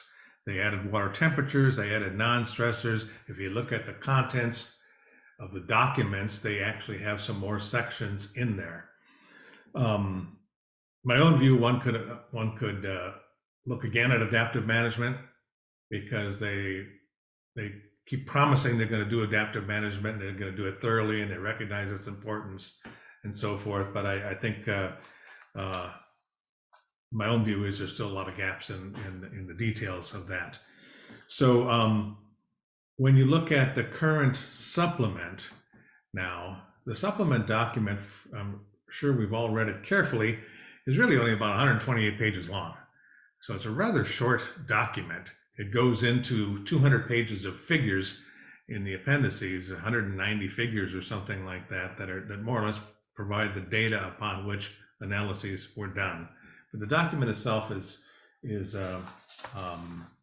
relatively short and kind of follows in line with the science report itself. All 3 documents are very similar in structure, but they've increased tremendously from the draft to the final, and then from the final to the supplement is more, in my view, application of some of that stuff specifically to more tributaries. So anyway, that's the background on things. So Lisa, I don't know that we need to do a thorough analysis of whether or not they responded to our comments. I do think that the board should be familiar with those to look at things like adaptive management. Is it still relevant in this supplement? So anyway, that's my take on it. Okay, but I guess there's a question of, were those retained? I think I'm just going to ask Lauren to break in here. Lauren, can you explain what you mean by the 2023 supplement, where they retained?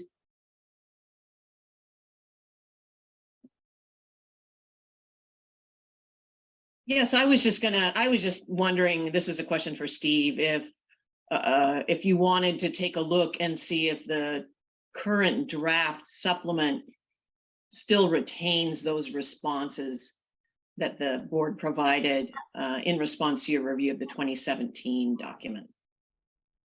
You know, not specifically, you know, there was actually a section, starts on page 19 of the final science report of 2017, and it goes on for just a handful of pages where there is a specific response to public comments received on the draft version of that.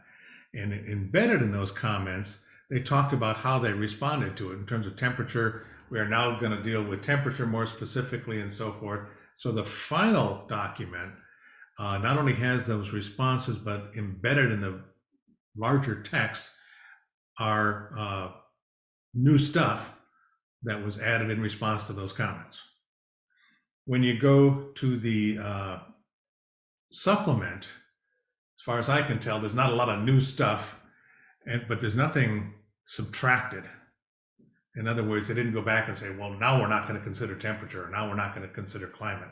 In fact, much of the supplement refers to the final science report. There's a key, you know, as said in the final report, as says in that.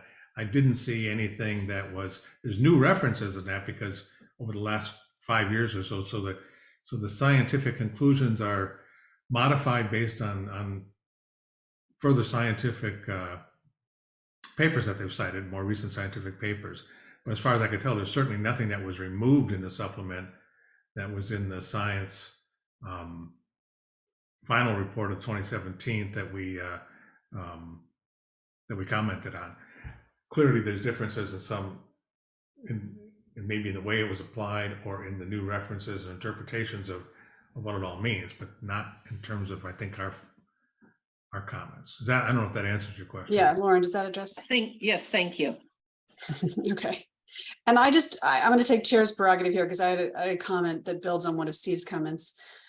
To me, this, you know, these voluntary agreements are essentially a natural experiment that could be a great learning opportunity. I'm not saying whether we're in favor or not in favor. I'm just saying, should they go forward, we should not lose the opportunity to learn from them. And so I think your point, Steve, that I saw those same gaps in really laying out adaptive management and using these in a way that we could learn. And so I think that could be at a minimum a key point that we would put into our response. But let's hear from others. Bob, obviously this is in your area of expertise, so very curious to hear what you have to say. Steve, thanks for the summary of telling us about the 2017 report. That was very useful. The 2017 report, I guess by the regulations, had to have external review, and they chose 5 reviewers, and those reviewers I guess provided a review which said that the science was essentially satisfactory. Do you know who those reviewers were, or do you have a copy of the review that we could look at? No, Bob, I don't, and I don't know who they were. And I did want to point out that as we've been exploring the next steps on the current supplement, the 2023 supplement, it will go through a similar process as far as I understand. They'll get public comments in now, including ours. There will be a revision of this document, the supplement, and then that revision will go to peer review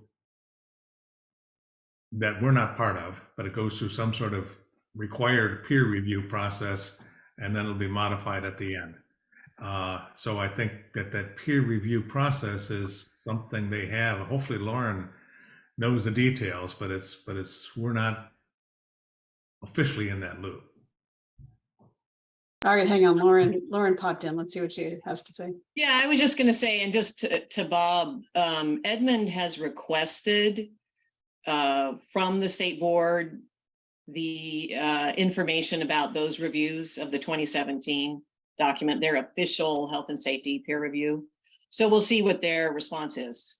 We haven't gotten that information yet. He just sent it to him this morning. So hopefully we can find out more about that. Great, thanks, Lauren.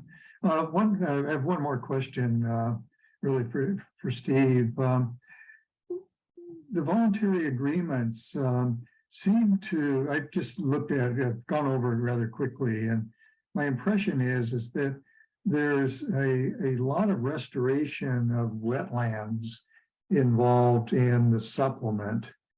And I just wondered, is there any precedence in the Delta for using kind of these massive restoration projects of wetlands to provide, I guess, voluntary agreements for flow? It seems like the emphasis should really be on flow, but it's to restore, kind of non-flowing waters of wetlands, or at least slow flowing waters of wetlands. It seems like there's two things being done here: voluntary agreements for flow and voluntary agreements to establish wetlands for as fish habitat or bird habitat and so on. I just wondered if there was any precedence for doing it this way. Bob, I'm certainly not the expert on this, but I vaguely recall reading something in the EIR/EIS where they're going to be changing flows and doing mitigation through restoration. So I think that I think that that's the assumption, but I certainly get your point that restoration of wetlands may affect a certain category or slate of critters, and flow itself may be a impact on its own slate of critters, and the degree of overlap and critters and age and food webs and ecosystem responses are quite debatable. Okay. Yeah, and I think that is, if I could just add, that is one of the areas we were thinking overlapped with our EIR comments, because they did make that same assumption, and they do justify it. I mean, I don't think whether we think the science is adequate is another issue, but they do justify it in terms of full life cycle support kind of idea. Are you done, Bob? Well, I feel like I cut you off. No, okay. Okay, Inga, please go ahead. Yeah, thank you. Well, this was confusing because I wasn't really sure how the supplement fit in with the original report, and I read the DISB review and found that the comments there and the criticism there very much applied to the supplement too, with regard to, treating temperature changes, especially since some of the tributaries are impaired by high water temperature. But I probably couldn't put it all together because I hadn't read the original report and wasn't sure what the supplement was supposed to be. So with regard to water temperature and non-flow stressors, I didn't find much useful information in this supplement, but maybe it's there, maybe it's in the final report, which I have not seen. So I'm a little bit lost here. Yeah, I had a similar impression. Diane, please go ahead. This is a slightly off the train of thought here, but in addition to adaptive management, the report on the monitoring enterprise might be relevant in terms of our assessment or pointing out some of those conclusions and how they might impact the process going forward. I don't know exactly how to match those up, but that monitoring review and that some of those conclusions would seem to be relevant. Yeah, thank you, Diana. So just to follow up on that, so to this idea of if this were treated like a voluntary, an adaptive management experiment, adaptive management gets used in different ways, but one of the ways it gets used is let's try this and see if we can see a positive response. Are there things in the monitoring review that you think would provide sort of specific recommendations about what should be monitored if they wanted to track effectiveness? And Yes. okay, great. That's great. Steve. Yeah, this sort of follows from Diane's comment in a way, and maybe it's a question for Lauren. Somewhere buried in there, I thought that it looked like there was some sort of 8-year review and of this whole thing, and that the Delta Independent Science Board is listed specifically as part of that review process. Can you tell us more about that? Yeah, that's part of the MOU. There's an MOU among the participants in the voluntary agreements. And I believe Edmund had shared with you that MOU, so that's what you're referring to. Do you want more information on that? But I would encourage all of you to read the MOU as well, because it's relevant to process components. So can you just bottom line it in terms of, did we commit to doing certain things as part of the keeping an eye on the voluntary agreements? My understanding is that the participants in the VA process wrote you in, but as far as I'm aware, did not consult with us or you, but they put you in. So it's helpful that we have noticed that you are mentioned in there. Okay. I assumed it was some prior board and that's why I was unfamiliar, but if we were just added in, okay, understood. Just to let you know that this is not uncommon, that legislation or agreements like this policy related endeavors, it's not unheard of that they include mentions of other bodies in their documents without having consulted those bodies. Yeah, well, I don't think we're at all upset about that. I just wanted to be clear. Okay, so Tanya. Yeah, I apologize. I've been having some internet issues today. I don't know if it's the snow. I might stop my video just. Yeah, you can feel free to stop your video here for a moment. Yeah, we can't see okay. you. You can hear me okay? Yeah. Yes. You know, I guess one thing that might be helpful for us is to think about whether on how and what we would want to review of the supplement.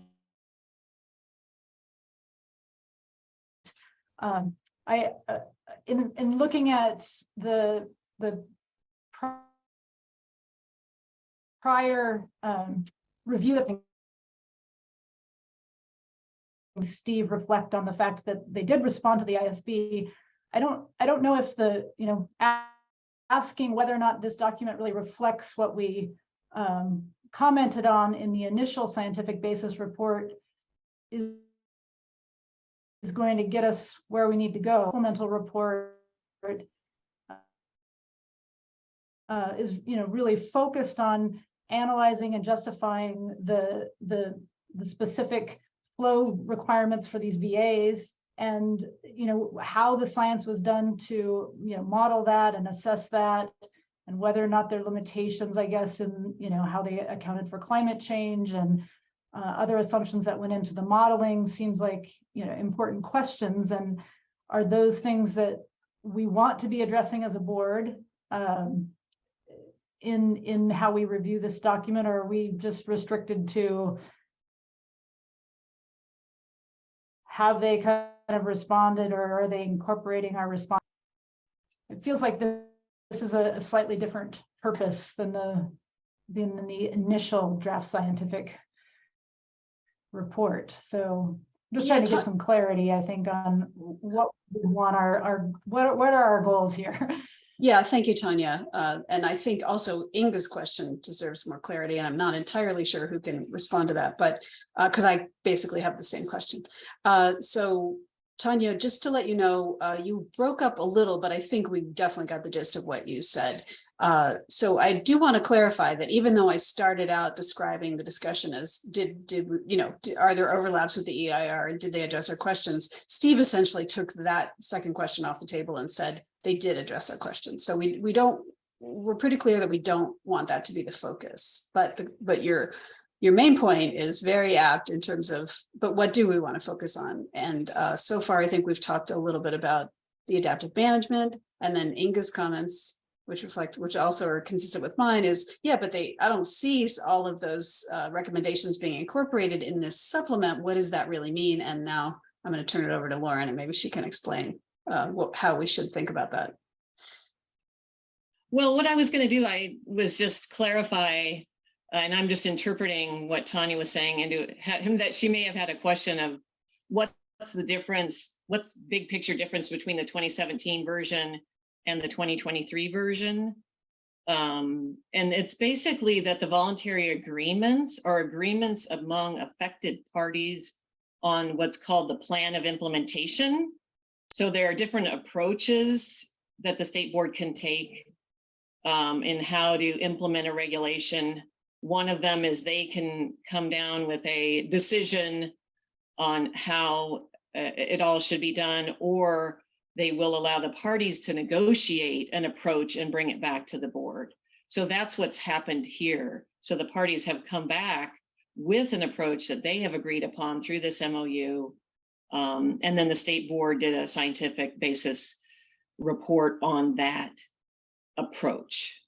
So that's where we're at. And that's the supplement. That's the supplement, yes. So But that the is the original one was provided by the state board to inform their own processes, but also to inform any agreements made by the affected parties.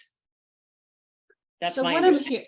okay. So what I'm hearing is there's at least one version out there where the scientific uncertainties were more thoroughly addressed, and issues of how the voluntary agreements may or may not deliver the benefits were addressed, but yet there was a decision made to move forward.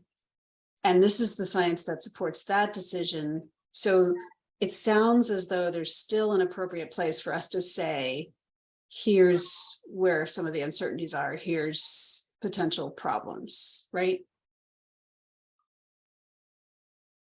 Yes, as far as I am aware. Even though there was a prior version that addressed our comments, if they aren't reflected here, they can be considered a gap. I think that's certainly something that you can look for in your review of the supplement. Okay, all right. Let's go to Steve, and then I understand we have a public comment on this, and we'll take that after Steve. Yeah, I want to be clear about what I said before, is that we had in our review of the original draft, we had those 6 major areas of concern. In their final report, they addressed each of those specifically. I didn't say they addressed those completely or sufficiently. They addressed them. And there's paragraphs written about how they responded to each of those. And but I'm not ready to say that those responses are completely satisfactory, full, and absolutely the final word. The one I looked at more carefully is adaptive management, and that one, still a lot of those comments still apply.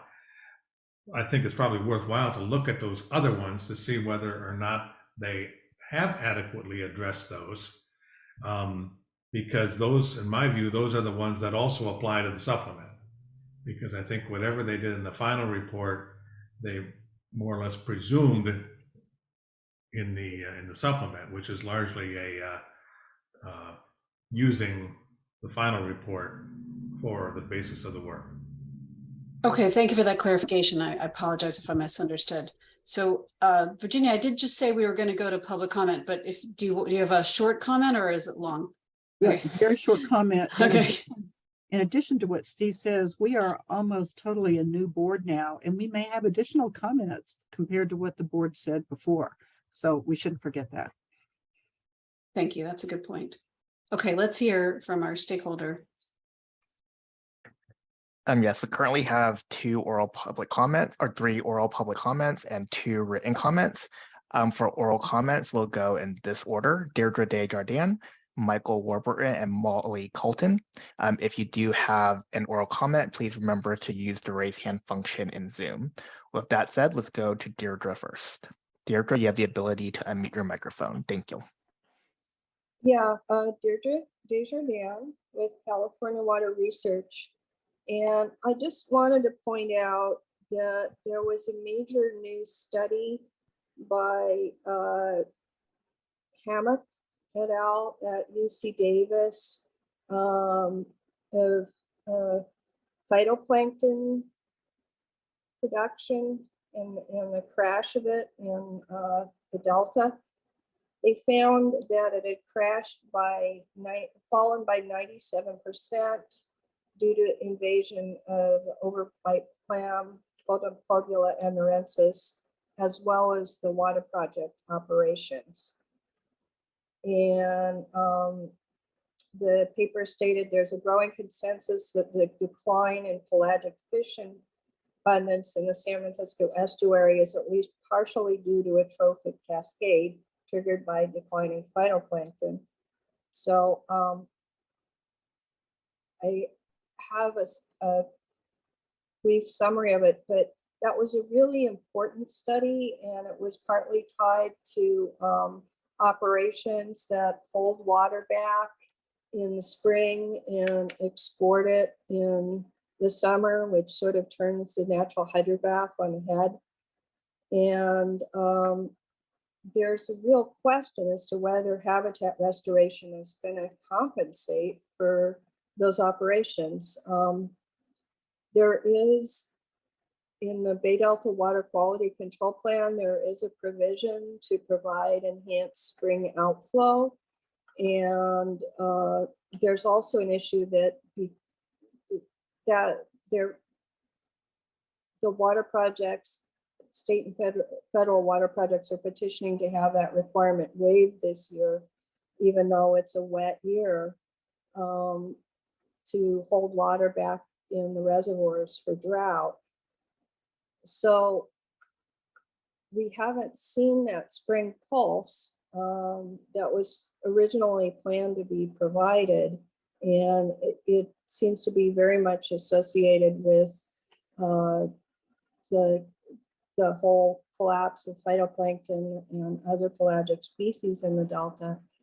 And if I was going to suggest something you focus on, I would suggest that, because I think it's very much associated with adaptive management, is that the effect of these habitat restoration projects is uncertain. And if we continue to see the kind of La Nina-like patterns and are in an extended mega drought, we may not have water to freshen the Delta very often as well. So it's both climate change and impacts on the food web and every trophic level above it. And I think that's a critical intersection to look at in light of the new science. Thank you. Thank you, Deirdre. Before we move on to the next comment, I don't usually do this, but because you're making a specific suggestion of what we might review, does anyone have any questions or comments for Deirdre? Yeah, Inga.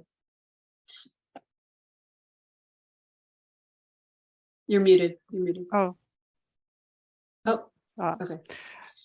I just read in the San Francisco Chronicle this morning that Governor Newsom waived the environmental restrictions. So what Deirdre was referring to is actually going to happen. They're going to hold back more water for the reservoirs this year as well. Okay, good to know. Okay, seeing no other hands, let's go ahead with the rest of public comments. Next up will be Michael. Michael, you have the ability to unmute your microphone. Thank you. Thanks very much. I'm deeply impressed by Deirdre Desjardins' comments, because it says how science is really relevant to what happens, and operations of the water systems have a lot of impact. And these voluntary agreements have a lot of force in how these how the projects are going to be operated. And the MOU is very important, but it's not clear whether California trust assets are being surrendered by implication. And it is law in California that public trust assets cannot be surrendered by implication. That's been law for more than 100 years. And the state of California, through the Water Resources Board, has a duty of continuing supervision of trust assets such as California Waters. And it also has a duty to protect trust assets when feasible. And by entering these voluntary agreements, trust management is being surrendered and actually given away informally. And that's a problem because California law creates responsibilities. And this Delta Science Board, in realizing what a public asset the Delta really is, has a real role to play in the adaptive management. And anyway, I'm just saying that the public trust doctrine is extremely important, and adaptive management is a key because 40 years ago, I worked at the International Institute for Applied Systems Analysis when C.S. Holling was the director, and Carl Walters was doing fisheries research, and some of his research became what is known as adaptive management. And I used to go running around the campus with Carl Walters, and he says, this balance of nature stuff is really a fantasy. He says there's species coming and going all the time, and we've just got to figure out how to manage most reasonably. And anyway, I'm out of time, but I want to suggest the public trust doctrine as a legal framework for reasonably managing California's public trust assets. And water is one of the key ones, and it hasn't been given away. And anyway, thanks for that opportunity to comment. Well, thank you. And thank you for reminding us of the great work of Holling and Walker, who I'm sure many of us are familiar with. So thank you. All right, and our next three public comments in this order will be Molly Colton, Ocean Reserve, and Peter Dreckmeyer. Molly, you have the ability to unmute your microphone. Thank you. Thank you. Hello, this is Molly again with Sierra Club California, also commenting on the draft scientific basis report supplement for the voluntary agreements. The following are our concerns with the VAs. 1, efforts to produce a Bay Delta voluntary agreement started in 2012. Now it is more than a decade later, and the proposed VA still fails to demonstrate how it will achieve objectives for salmon doubling and native fish viability. It does not include provisions to address temperature management and has repeatedly delayed adoption and implementation of an updated Bay Delta plan. In that time, fish, wildlife, and water quality in the Bay Delta have continued to deteriorate. As you know, salmon survival rates are very low, and Delta smelt have not been found in surveys since 2017. The science shows that increasing freshwater flows directly benefits native species viability, but the VA does not include additional freshwater flows commensurate with the recommendations made by scientists or the State Water Board. 2, the VA before you today is not based on the best available science, and by its own terms will not meet objectives for salmon viability. Instead, it proposes to construct non-flow habitat and contribute to the salmon doubling goal.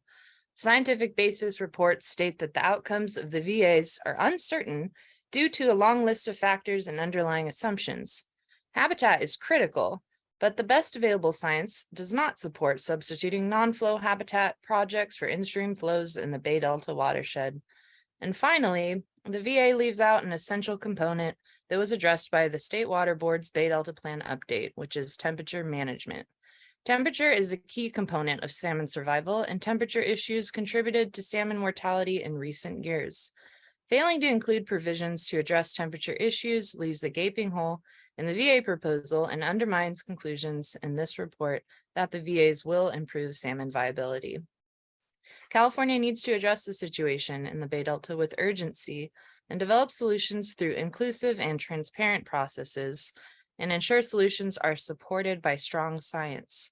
The VA does not achieve that. Thank you. Thank you.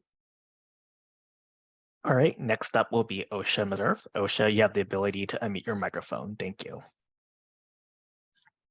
Good afternoon. Can you hear me all right? Yes. Thanks. This is OSHA Meserve, commenting for local agencies of the North Delta. And I wanted to support the DISB's careful review of the information that's available in the scientific basis report. With, I think I would focus these comments from our perspective as local agencies within the Delta on the restoration component of the voluntary agreement proposal. That is restoration within the Delta. There's already, according to the Delta Plan Interagency Implementation Committee restoration meeting that was last week, there's apparently 22,500 acres or so of restoration that's either been completed or is underway since 2007.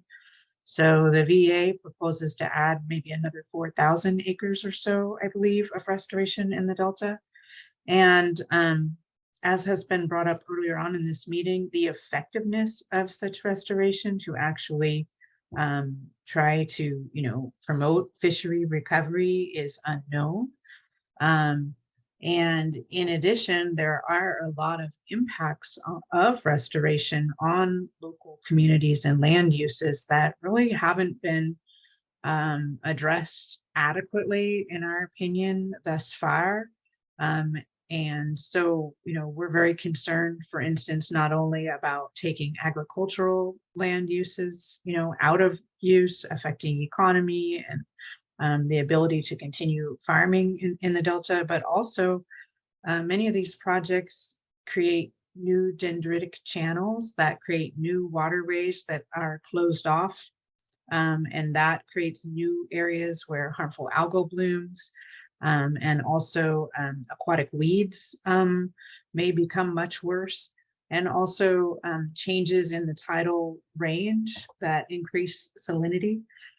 So the restoration is, I guess, especially concerning as a substitute for flow. We know that flow is helpful in terms of the fisheries, as well as maintaining water quality for in Delta beneficial uses. So anything that tries to put down yet more restoration without proving its effectiveness and really changing the, making major changes in land use like that are a big concern that local entities have about the VA. So we hope that your review can touch on those issues. Thank you very much. Thank you, OSHA. All right, our last oral public comment will be Peter Dreckmeyer, and then we'll go into the written comments. But if you still have an oral comment, just make sure to raise your hand via Zoom. Peter, you have the ability to unmute your microphone. Thank you. Thank you. I'm Peter Dreckmeyer. I'm the policy director for the Tuolumne River Trust. And I know you're looking at the scientific basis report focusing on the Sacramento River Basin, and that the Tuolumne River Voluntary Agreement will have its own report coming up in the future. But I just want to emphasize how important the science is to these issues, and that I'm very appreciative that you're involved in this. The Tuolumne River has gotten a lot of attention, including the National Marine Fisheries Service commissioned a peer review of the original Tuolumne River Voluntary Agreement, which found major flaws in the science and the fish models used to produce that voluntary agreement. So again, these are models produced by the irrigation districts. They hire their scientists, and upon peer review, it just didn't really hold water. There's also a history of trying just non-flow measures that have not worked. In 1995, there was a settlement agreement on the Tuolumne. There were some projects that were taken on, and the post-project reports acknowledged they failed in large part due to issues like water temperature that favored non-native species that evolved in warm water over the cold water species that are native to the ecosystem. So the Bay Delta Plan has the right approach. It's 40% unimpaired flow to start, but there's a range of 30 to 50%. So if the biological goals and objectives are being met, unimpaired flow could be reduced. If they're not being met, they could be raised. And this is focusing on results driven. So that's the approach we need. And we need both non-flow measures and flow. For example, we could restore floodplains, but if they're not inundated, they don't serve a purpose. And the floodplains are so important for the juvenile fish rearing. They have refuge away from the predators, the non-native predators in the main channel. There's more food. They can grow twice as big, and they have a better chance of surviving the outmigration. So thank you for the role you're playing. And I do have a question. There are a lot of NGOs that have spent a lot of time on certain issues or certain watersheds. I think we'd be happy to help you. I know there's a lot here to do. So if there's a role that the NGOs could play to help you, I'd love to learn about that. Thank you very much. And thank you. I would like to appreciate the offer. We don't typically outsource our scientific analysis, but I would be interested in these reports you're talking about of the 1995, that came out of the 1995 settlement agreement. It would be good to see something about those experiments. I'm sure there's other documents out there. We wouldn't limit our analysis to those, but certainly if there are reports floating around of the effectiveness of this flow wetland trade-off, we'd be interested. Is that our last public comment? No, we actually have one more raised hand now from Wesley Chuang, and then we have 2 written comments. So Okay, Wesley. but wait, hey, sorry, hang on. Bob, I think had a question for our last person. Bob, did you want to try to get that in? Well, Lisa and others, I thought the public comments we received so far, I think, have been really insightful, and I appreciate them very much.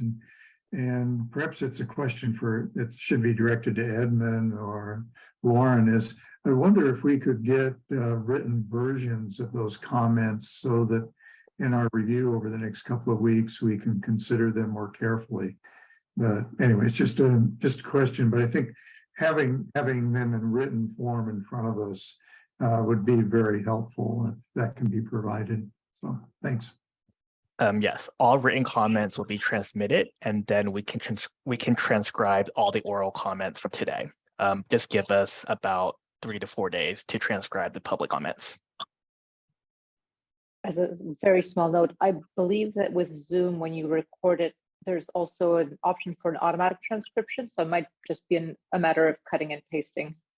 Yes, we have a software that picks up the transcripts, but we still have to go back to fix minor things that people say to make sure it aligns with what people say with what is transcribed, because sometimes they don't line up. So we still have to re-listen to it and make those adjustments. But we'll try to do it as soon as we can. Thanks, Edmund. Go ahead with the rest of the comments. The next one will be from Wesley Chuang. Wesley, we're giving you the ability to unmute your microphone, and feel free to briefly introduce yourself before providing your public comment, but this is strictly optional.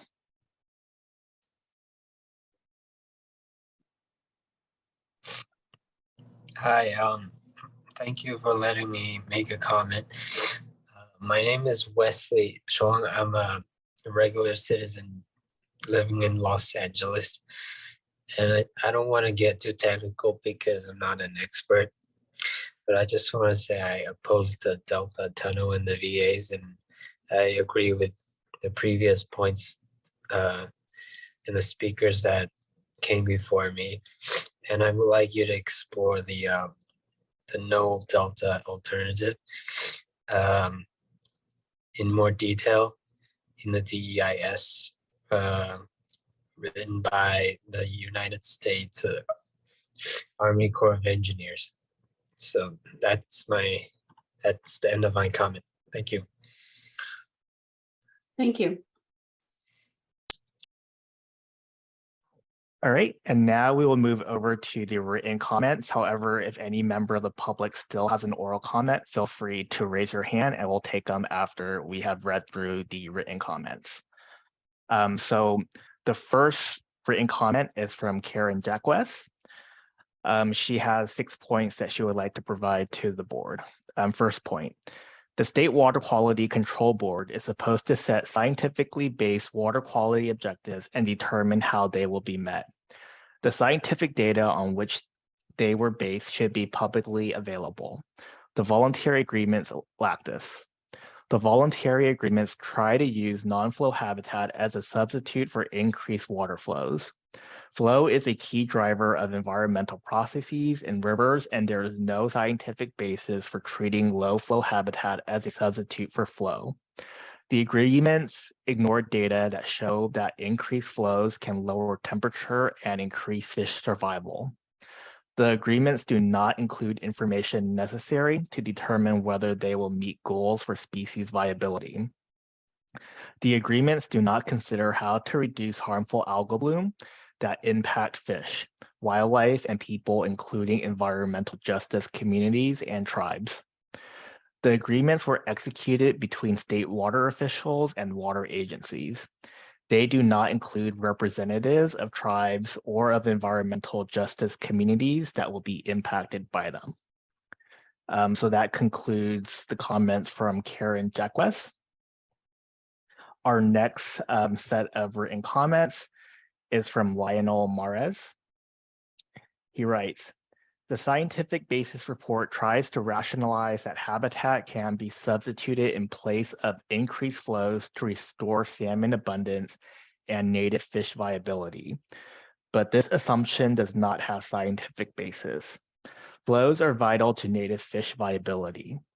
The voluntary agreement does not include provisions to improve water temperature impacts.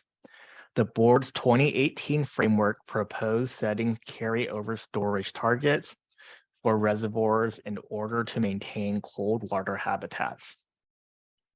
Moreover, the scientific basis report does not establish target biological outcomes that will represent attainment of its own viability objectives. Therefore, it is not possible to determine whether the VA would attain even those targets and be successful by its own terms within its 8-year plan. Thank you. This concludes all written comments, and we have no additional oral comments. Well, we certainly appreciate all those comments, and we will take them under advisement.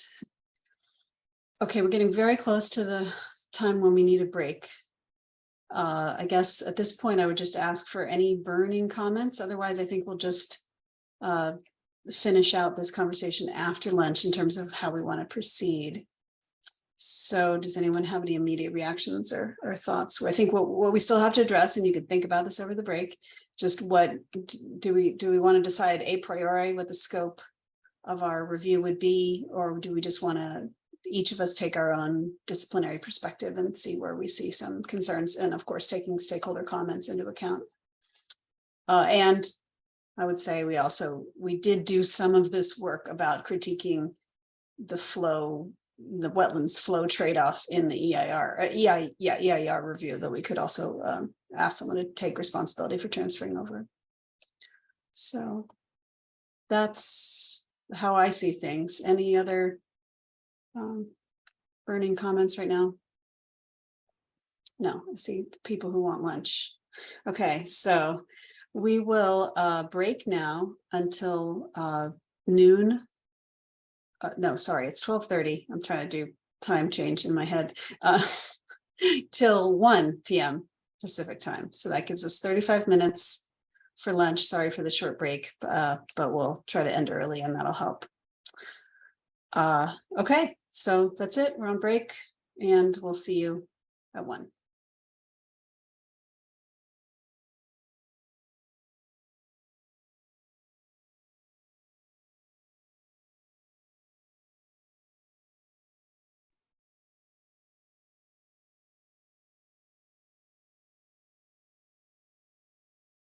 Travis, whenever you're ready to resume, let Chair Wanger know. Okay, Madam Chair, we are recording and broadcasting. Thank you. Thanks, everyone. We're back and we're still on the topic of responding to the voluntary agreements. So what we're looking for now is, let me lay out a timeline of what things would look like if we're going to pursue this review. Thanks to Edmund, we have the potential to hold this meeting on March 3rd where we would review the board could accept the review. Working backwards from that, there needs to be a pretty final draft by February 27th. Working backwards from that, all individual comments from board members would be due on February 21st. So with that in mind, what kind of scope do we think we can accomplish essentially by the 21st or thereabouts? Polishing to come later, but what are people's time commitments and what can we do? I'm sure we can at least pull some things from the EIR.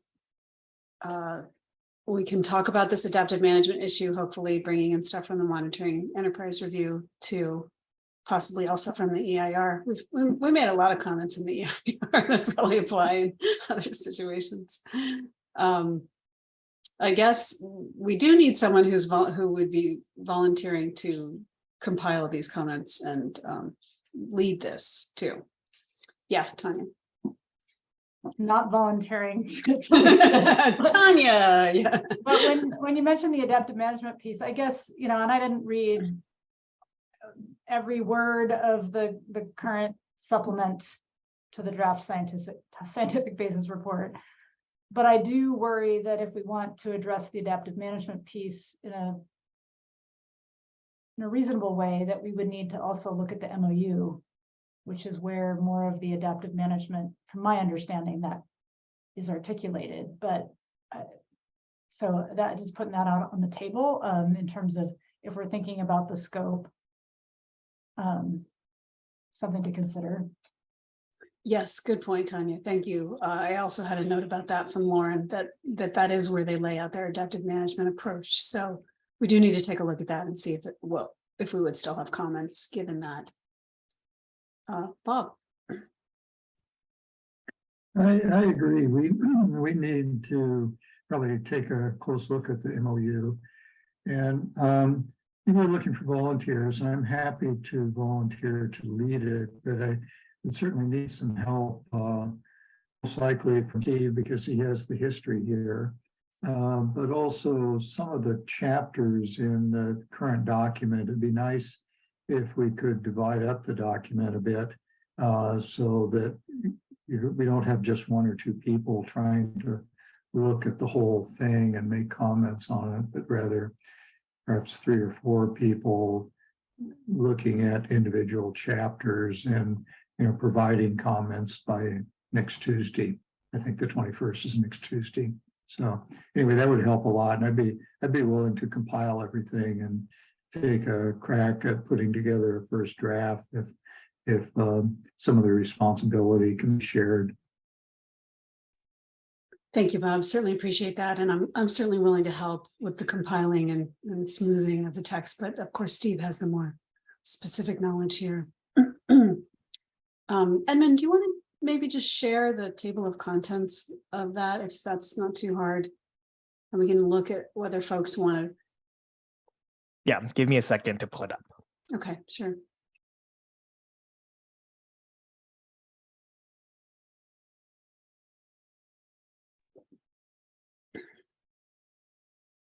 does anyone who's already looked at it want to volunteer to take on any other issues by February 21st?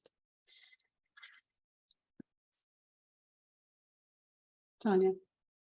I'm not volunteering. Tanya. But there's some interesting issues that come up in kind of the conclusion chapter of this report, where they have acknowledged some of the limitations of their scientific analysis.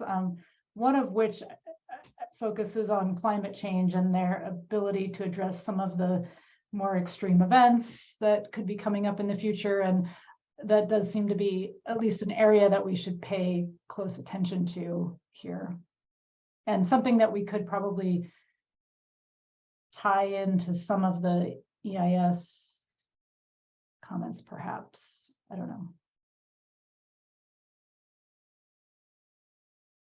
Yeah, I agree. Inga. Yeah, I really like the comment of one of the public members of the public that it really takes no flow, what is it called, non-flow measures as well as flow, you know. So in my mind, I really welcome that they want to restore additional acreage, but I think ignoring the issue of temperature, water temperature, if they want to restore habitat for salmon, is terrible. So in a way, I want to say I don't want to throw too many obstacles up for these measures, but they are not enough in my mind. So that's kind of my comment. Yeah. Elisa, can you hear me okay? Yeah, you're a little Yeah. quiet actually. Okay. Is it better now? Yeah. Yeah, 21st is hard. I have some deadline and a presentation, but I could do it on the 22nd, but I could look at the climate change sections I see and see if I can relate those to the EIR comments we made and the conclusion section. But I can write something by 22nd if that's not too late. 21st, I have some important. We might have a commitments. little slack in the system, particularly if other folks can get their comments in by the 21st, and then yours can be integrated later. Yeah, I can look at the I see a climate change section and then like Tanya said, look at the conclusions and those two sections. Mm-hmm. I don't see any water supply type issues. Is there? No, this is pretty much focused on addressing quality. Yeah. fish needs. So I think it's just understood every time you use flow for the fish, you're taking it away from the water Yeah. supply. So, Yeah, so there is. I mean, that's an oversimplification, of course, but yeah, Virginia. This is Anna. I would be interested in looking at those sections as well, but I have to say that that 21st target date is extremely difficult from my side as well. Okay, sorry, Okay. I had to finally unmute, which is always hard. So I wanted to say something I kind of stumbled over in the executive summary and it applies throughout, I think. They talk about the narrative objective, which is terminology I've never heard before. But I think what they're talking about is that they have certain assumptions, and under those assumptions, this is their objective. And then when I looked for what the assumptions were, it's not really mentioned until section 7-1 at the very end. So this is kind of for everybody to look at, is what the assumptions are, because they make real clear that they're only talking about those assumptions. And then later on in page 7, they say all the modeling analysis and the results have uncertainty arising from assumptions and simplifications. But as we've discussed before, I don't see that they talk about unexpected events or unknown unknowns in the systems. And those are often what really throws the analysis. And so I just wanted to bring that up as something we all need to pay attention to. It's not under any one bailiwick. And they seem to constrain it a lot. And I haven't read the whole thing, but from my looking at it. Yeah, I had a similar thought. I wonder, is that something you think you could take on, like write up something about that? Well, I could write up something brief, but if people would pay attention, to what these are, because, obviously climate and disturbance are some of those, but there may be other components that people think of as they work through their particular piece. Yeah, I get that too, but it would also be nice to have the sort of general comment that you just made. Okay, yeah, I've already written it up sort of, so I can share that soon. Okay, great. Diane, and back to Anna just for a second, because I think we didn't address her comment. Yeah, I think we have a little slack in the system. Diane. Well, one comment that I wanted to make that then also came up in the public comments was this current concern about hazardous algal blooms, the issues that is being studied now, and this workshop that took place. And there's not even a chapter heading under chapter 2 about hazardous algal blooms. I haven't read this in detail, but does that come under other stressors, or where is that here? And does that get back to what Virginia was saying about the uncertain expectations? Yeah, I can't answer that question. Does anyone else know? So I would be glad to look at the report from this point of view and potentially make some suggestions or some suggestions for a review. Great. I do think our stakeholder who brought that up was pointing out that this is an unintended consequence of restoration that may not be addressed in here. So they were definitely worth looking at. Or will restoration enhance or decrease the likelihood of these blooms happening? Right. Has it even been evaluated? I think is the key.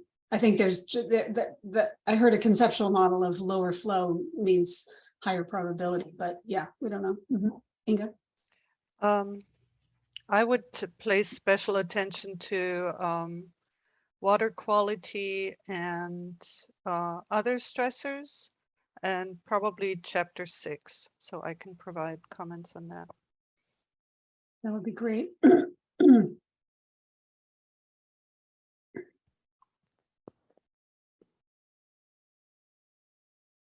Bob. Kind of a question for the group is, how important do you think it is in a document like this if they have SMART objectives? That, and to me, this plays into any discussion we would have about adaptive management, is that they actually set quantitative goals to be achieved by the voluntary agreements. And maybe they've done that.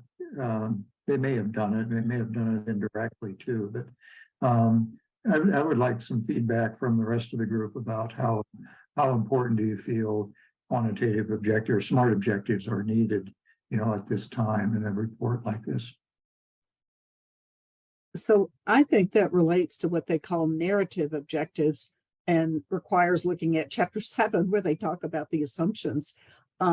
Because I do think you have to have measurable, meaningful objectives. And, if that's what you mean by SMART objectives, which I think you do. So to me, looking at those assumptions and how they're relying on that is part of what you're asking, Bob. And I think that needs to be more clear and isn't to me. I'm just reading the executive summary. Yeah, and I wonder what the MOU has to add too. So I haven't looked at that. So I'm willing to look at that to some extent, but it might be helpful to have a more technical biologist look at it too. Fish person, maybe Steve. Steve, you want to help me look at the MOU? Or was Tanya volunteering? Yeah. No, not again. I did want to point out, I mean, they do lay out how they include the quantitative evaluations in here. So there is some effort to have some quantitative objectives in here, but I do think, to Bob's point, it would be helpful to assess, whether or not that specific goal of, achieving the 25% of the doubling goal area, which it seems like a big focus of their analysis, is a useful way to measure the potential outcomes of these voluntary agreements and the increased flows. Right. Have they really captured the real performance, or are they just grabbing convenient things they're able to measure? Seems like there is some hydrodynamic modeling in there. I wonder if that is new or. If it's compared to new, the is that what you previous- said? You wonder if Yeah, it's new? is that new compared to the previous effort? Does We can look anybody at that. know? Yeah, it's probably, 2017 was a few years ago, so I'm not expecting Yeah. Steve to remember all this off the top of his head. Although Lauren probably does. But we can look into that. Yeah. Did you have another comment, Tanya? You still? Oh, no, sorry. I'm just. All right, well, I think this is starting to come together. We have some volunteers. But I guess the key issue to address is that not everyone thought they could get stuff done by the 21st. So I guess we just say as soon as possible. Let's around the 21st, Yeah, Steve. Yeah, I'm thinking about what sort of what would be most valuable for us to do, and what would be something that would be of that we would feel comfortable doing. The when you read the supplement, it's and you want to start looking at the science. To me, it's going to be extremely challenging to do that without going back and reading the final 2017 report. Because so much of it relies on that. So that's a big job, and I think that part of me thinks about, okay, we can put things together and see where we are. I'm very concerned about the timeline. I personally can't do anything in the next 7 days, so I'm fully booked. I'm doing something else, and I think so. Part of me says, if we're going to do this, we should go ahead, try and make the March 3rd deadline. But the March 3rd deadline, in many respects, is, I want to say, self-imposed, in part because it doesn't meet the public deadline, but it's close enough, and we're squeezing it in to get it done as soon as possible. On the other hand, if we're not there, I don't know that it's a crisis moment, and we could finish it off at our March meet, or maybe not our March meeting, but maybe our March meeting. If we end up looking at the value of what we put together versus the timeline of when it's needed. I know the next step in this process is for them to revise this into a final supplement, which then goes out for peer review.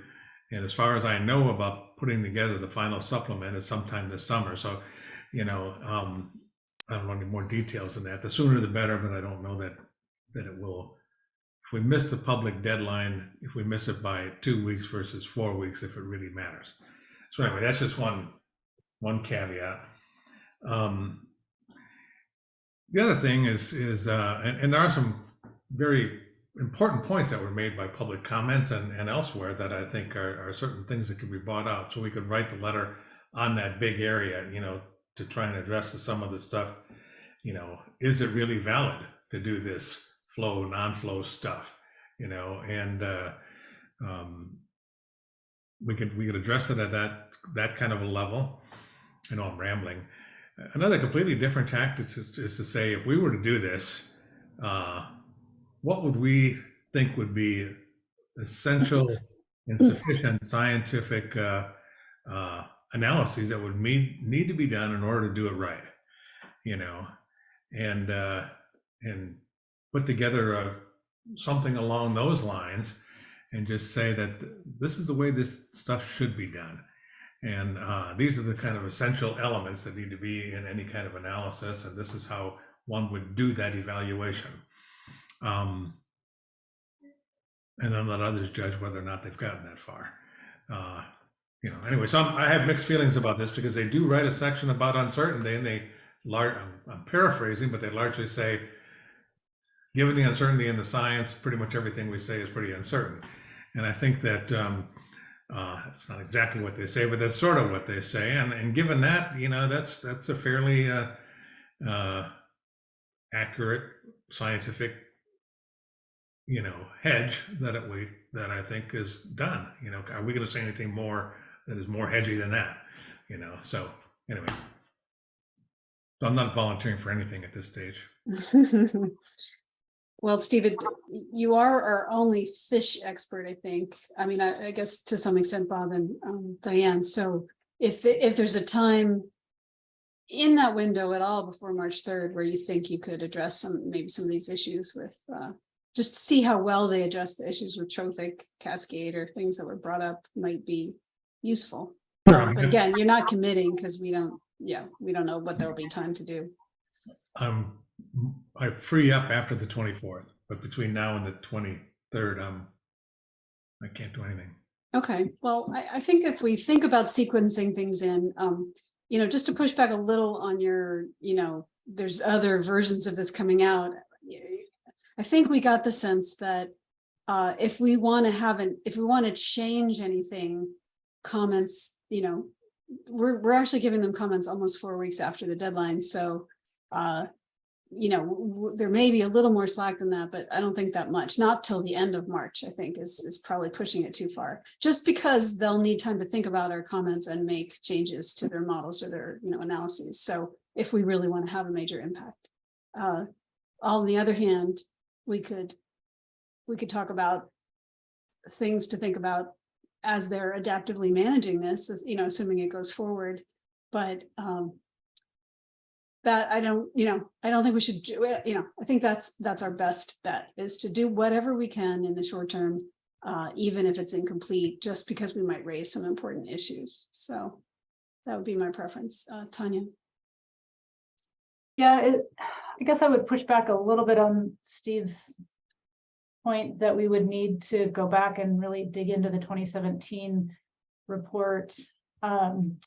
If perhaps we focused on, like, chapter 5 of the supplemental report is on the analytical approach to evaluating the assets, on flow, on suitable habitat quantification, and really looking specifically at the VAs. It seems like that chapter would bring up, some potential areas to consider that we would have expertise in, that wouldn't require us to go back and, dig through the 2017 report in a lot of detail, but that's just one thought. Or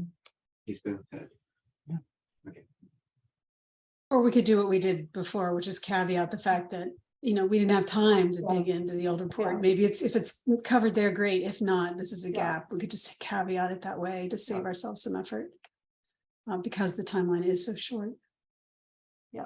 But I do think, Steve, I just really like your main point, though, which is we should be strategic about what's important to say. Like, I do feel like sometimes we make a lot of work for ourselves being very thorough, and I don't think anyone expects us to be very thorough. I would really encourage people to work smarter, not harder on this. Like, okay, you see a bunch of gaps, but what's the most important thing to say? And maybe just really focus on saying that one thing well, as opposed to everything.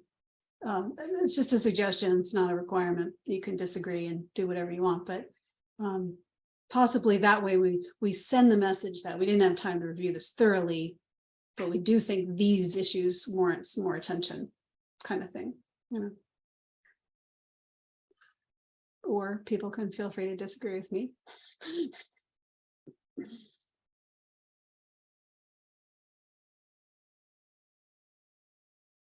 Yes, Lauren? Yeah, I just really quickly looked at the Appendix A, which talks about the RMA modeling. Obey had a question about that, and it says they downloaded data from 2010 to 2019, which is after the 2017 scientific basis report. So it appears they must have done new modeling just based on that information. Mm, Just pointing that out. Right, but it could Okay. still be the same model, though, right. right? Just I new don't know. runs. I'm new just runs of pointing same out the model. data Yeah. are newer, but you're right. I don't know. Mhm. Okay. Thank you. All right, well, do we have anybody who thinks we shouldn't do this? Bob already had his hand up. I'm not gonna, but Bob, go ahead. What do you want to say? You're the ostensive lead here, and of course you will get support from the board, but go ahead. Well, just a thought is, what if we try to, put out what we would call a preliminary impressions or preliminary report, by March 3rd or very soon thereafter, with the understanding that once they come up with their so-called, final report, that we're included as one of the external reviewers that they need approval from before the report is finalized. Because I could see us taking the information that we've received so far and focusing just on the voluntary agreements and aspects of that, and coming out with our initial impressions. And it's not perfect, but it's probably going to be pretty darn good with what we have to say. But then leaving it open that we would like to see the final report and have some serious input into it and be given the time to actually consider it very carefully. So just a thought. So I throw that out for discussion. Yeah, thanks, Bob. I know that, and that's similar to a suggestion Steve made early on. We did dig into this a bit, and it seems like the turnaround for that peer review is going to be relatively short too. So this dream that there's going to be this thorough peer review where we might plug in doesn't seem like it's going to happen. It's more of a quick consultant run peer review. So yeah, I don't know for sure. We don't know for sure, but I think holding out for that is not our best bet. And also the fact that they didn't ask us to review it at the stage when it would have been most appropriate, I think it's unlikely will be added to the list of late in the game peer reviewers, but we could certainly ask.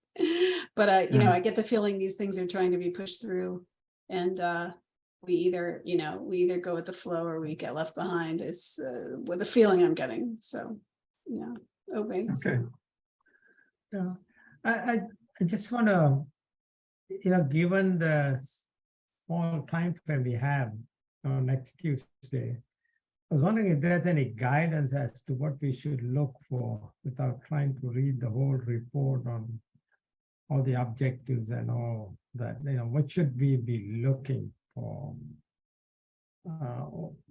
Maybe there is no such. Yeah, guidance. we asked the water board that exact question, and they declined to specify. So we just heard from our stakeholders. So we got some ideas from all the folks that made comments. And we got some ideas of where some of the weaknesses lie in this sort of, maybe the science of flow to wetland trade-offs isn't well established. We also heard, maybe some of the trade-offs between wetland, converting ag land to wetland haven't been fully addressed. That's more on the social, maybe on the social economic side. And someone brought up this idea about phytoplankton issues. So those are some of the comments we got. That doesn't mean that has to limit our thinking, but yeah, we did try to get such guidance and did not get any along those lines. You could go back to the questions that were asked in the 2017 review. As Steve said, they did address them, but maybe not completely thoroughly. So those are actually good. There's a letter that has all the questions in it that is a good starting point too. Anyone else want to add to that?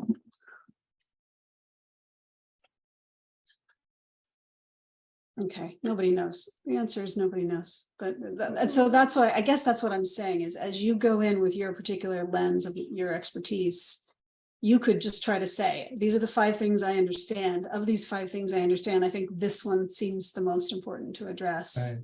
And just make that choice so that you don't spread yourself too thin. I do think it'd be better to say something, a little more substantive on one issue than something very general on 5 issues. So what Steve mentioned earlier in terms of, the comments that the board made and the responses, they are in the version that Edmund has shared. So it might be helpful for us to read at least that section. You mean the 2017 review Yeah, comments? right. Yeah. And then what Yeah, Steve Edmund has shared mentioned that. And that is a relatively short document. It's very well worth reading to get Okay. alerted to some of the issues. Okay.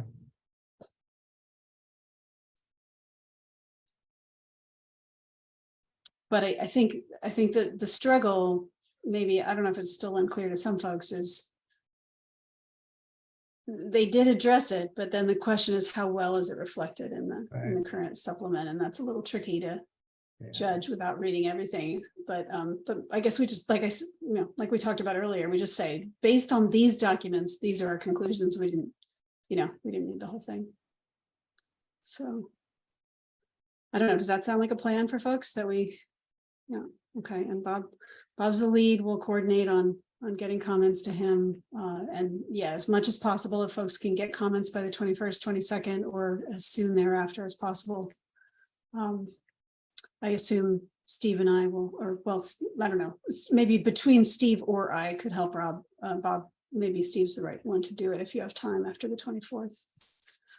I could make my comments ahead of time. And Lisa, in terms of, pulling everything together, let's say on the 22nd, there's a document that we pulled together. How soon, well, everything arrives, but then how soon do we have to turn it around again and get it back out to the rest of the group? So our target date would be the 27th, so that we'd have time to share it publicly before our meeting. Okay. Just, but we can take. That's good. Yeah, we could take another day or something if we needed to, but keeping the 27th as the target. They need time to turn it into accessible document and do some cleaning up with it. They always clean up our language a little bit and stuff like that. So it's good to give them a few days. Okay. A few working days. We don't want to make them work on the weekends. Yeah. Okay. Steve. Yeah, just a question then. For the meeting on the 3rd, are we going to vote on the content with an opportunity to edit at that stage, or is it expected to be finalized by the 27th? Yeah, I mean, we'd really like to turn it around as fast as possible. So we'd be looking for people to try to provide substantive comments prior to. I wonder, process-wise, if we could even keep that period of once we share it publicly, that could also be the time that the board sends comments. And then we could maybe even have a new draft by the 3rd. I don't know if that's possible. Maybe Lauren or Edmund. Would that be possible if we shared one version publicly, but then we made changes and voted on a different one on March 3rd? Is that possible? Yes, that is possible, but it would just mean like board members may have less than a day to review that document. So let's say 27 comments by the 2nd. We provide a public version on the 2nd with the track changes, and then board members just have between the 2nd and the meeting time to review and decide on that version. So it's just like 2 more reading assignments for the board. It's a pretty tight schedule. Yeah, I guess people should just try to do a really good job in the first round and hopefully we'll have relatively minor comments on the 3rd. I don't know if that sounds realistic for a one-day turnaround. It's not super realistic for me. Diane? I was wondering if you had a vision now about how long, in terms of 10 pages, 20 pages, 30 pages, you envision this review being. I think that would help us plan how soon we could turn things around. And does anyone have a sense of that right now? I was thinking more along the lines of 5 to 8 pages, so, but yeah, it really does depend on what people find. So, but I think I'm hearing some high level comments and some of them we're not even sure we're going to make. Like I was pretty ready to go on the adaptive management, but then I learned that maybe that's already been addressed in the MOU. So maybe that one's not even important to say. We'll have to take a look. I did find scrolling around one paragraph that mentions cyanohabs. but it's very, very big. Okay, right. So once we start looking a little more deeply, we'll have a better sense of what's left to say. Maybe we'll end up saying it looks good. I guess Diane and Lisa, I was thinking more along the lines of 4 to 5 pages that, trying to keep it just short and to the point, hit the highlights, because I don't think we're going to have enough time to go into a tremendous amount of detail. But if we come up with, let's say, between 4 and 6 issues that, that we want to raise for various reasons, I would try to keep them all about each one about the same length, and with the introductory materials and the conclusion, that's probably around 5 pages. So anyway, I'd encourage everybody, don't write pages and pages and pages, because if I summarize it, it'll come down to 2 or 3 sentences, and I don't think anybody would want to see that from me. So anyway, just a paragraph or 2 would be fine. Yeah, good additions, Bob. Just remember that when they make it ADA compliant, the text gets really big. So 4 pages becomes 6 pages. 6 things. Yeah, and a rule of thumb I've always used is that it is easy. If you send something that's short, it's very easy to expand it. It's no problem expanding it up to the size we want it. But if you have something that's too long, it's impossible to get it down, to the 2 or 3 paragraphs that you're looking for without losing a lot of the message. So send it short and we can make it longer, but don't send it long, and because I won't be able to make it short and make it effectively short. So Okay, good advice. Although it takes longer to write short text, that's the tip. It does. You have to think about it. Yeah. But you're asking for us to put that effort in. We hear you. Okay. Okay. Well, I'd like to close this out. We are a little behind schedule. So if there are no more comments, let's just make that our plan and move on. Sound good? Okay. Okay. So next up, updates, agenda item 5, updates on Delta ISB activities and work plan. So as was said earlier, we are working on this work plan that lays out what we plan to do in 2023. And so what I need from folks today is updates on progress, and those updates will inform the development of the work plan. Some of you are also working on some written stuff, I know, and that's also going to be important to get to Edmund as soon as possible. Well, or by the deadline you set for yourselves. But I'm thinking that it must be pretty close now, because we're planning on a presentation about the 3rd week of March, if I have that right. So what I'm going to do now is call on folks to give updates on their pieces. We'll take public comments at the end, but I guess we already took public comments on the VAs, Edmund, but I suppose I should check in and make sure no more have arrived. Yeah, that is correct. No more additional public comments. Okay, great. And we do appreciate the ones we got. Okay, so now we can move on to this. And first up is Tom Holzer.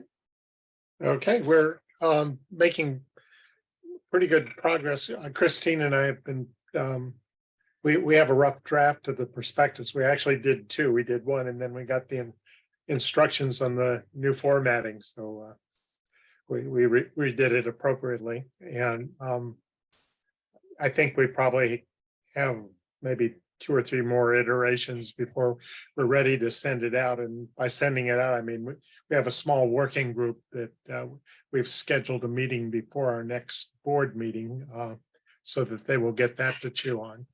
And then the second thing that we're working on are you can sort of call it the science issues that are behind this re-wetting effort, because it covers quite a broad range of topics, from carbon sequestration to levee stability. So that the topics are going to have to be carefully selected if we cover this in 2 days. So Christine and I are going to try and have a draft of those ready for the working group. So we'll be able to work on that. And we're expecting it to go pretty quickly. because the review itself will be basically the report of the workshop. So as soon as we can get the prospectus finalized, it'll have to go out for public review. But hopefully by late spring, we could finish that. And then we'd like to have the workshop coincide with one of the board meetings, physical board meetings, so that we're able to facilitate the attendance of board members at the workshop. So I think we're probably looking at a project that, unless we get disrupted, we'll be able to finish in a year. Sounds great. Any questions for Tom? Can I go off topic for a minute, though? When I was listening to the voluntary agreement discussion, I was thinking, when I joined the board about 5 years ago, the board was focused more on reviews. It occasionally did these requests, but it was more, let's say, programmatically focused. Certainly since the pandemic and with the EIR, we've tended to focus more on either requests or sort of emergency kind of short-term reviews. And if you stop and think about it, from our charge, which is really more programmatic, and we're focused on science, it seems like our efforts should be longer term and pensive, like the reviews that we were just talking about. And at some point, maybe when we're putting the work plan together, I would encourage the board to have a discussion about what it really wants to do, because these urgent things are very disruptive. The environmental impact statement and environmental report pretty much took us off for a year. So I think we need to make our choices consciously anyway. So anyway. Yeah, appreciate that comment, Tom. And it's possible we're not making the best use of our time by running around addressing these things. At the same time, people want our input about problems they're grappling with. And so I think probably want to take a portfolio approach in terms of making sure we're responsive, as well as being forward-looking about science needs and program gaps and things like that. So, we can have a deeper conversation and I hear from more people, but I didn't want to leave people with the impression that, we aren't responsive, so. Yeah. And I think the board has taken a portfolio approach. It's just what the balance of the portfolio is. Right. I think that's a great topic. Let's definitely put that on a future meeting. Okay. I'll go back on topic now. Okay, any questions for Tom about the subsidence reversal, peat rewetting / whatever we're calling it these days? I actually have a comment for you about science infrastructure to support carbon crediting, but let's take that offline at some point. Okay. So. No other comments. Okay. All right. Thanks, Tom. We'll look forward to seeing that prospectus. Next up, food webs, Dr. Steve Brandt. So I'm going to follow Tom's lead and go off topic and respond to Tom's comment.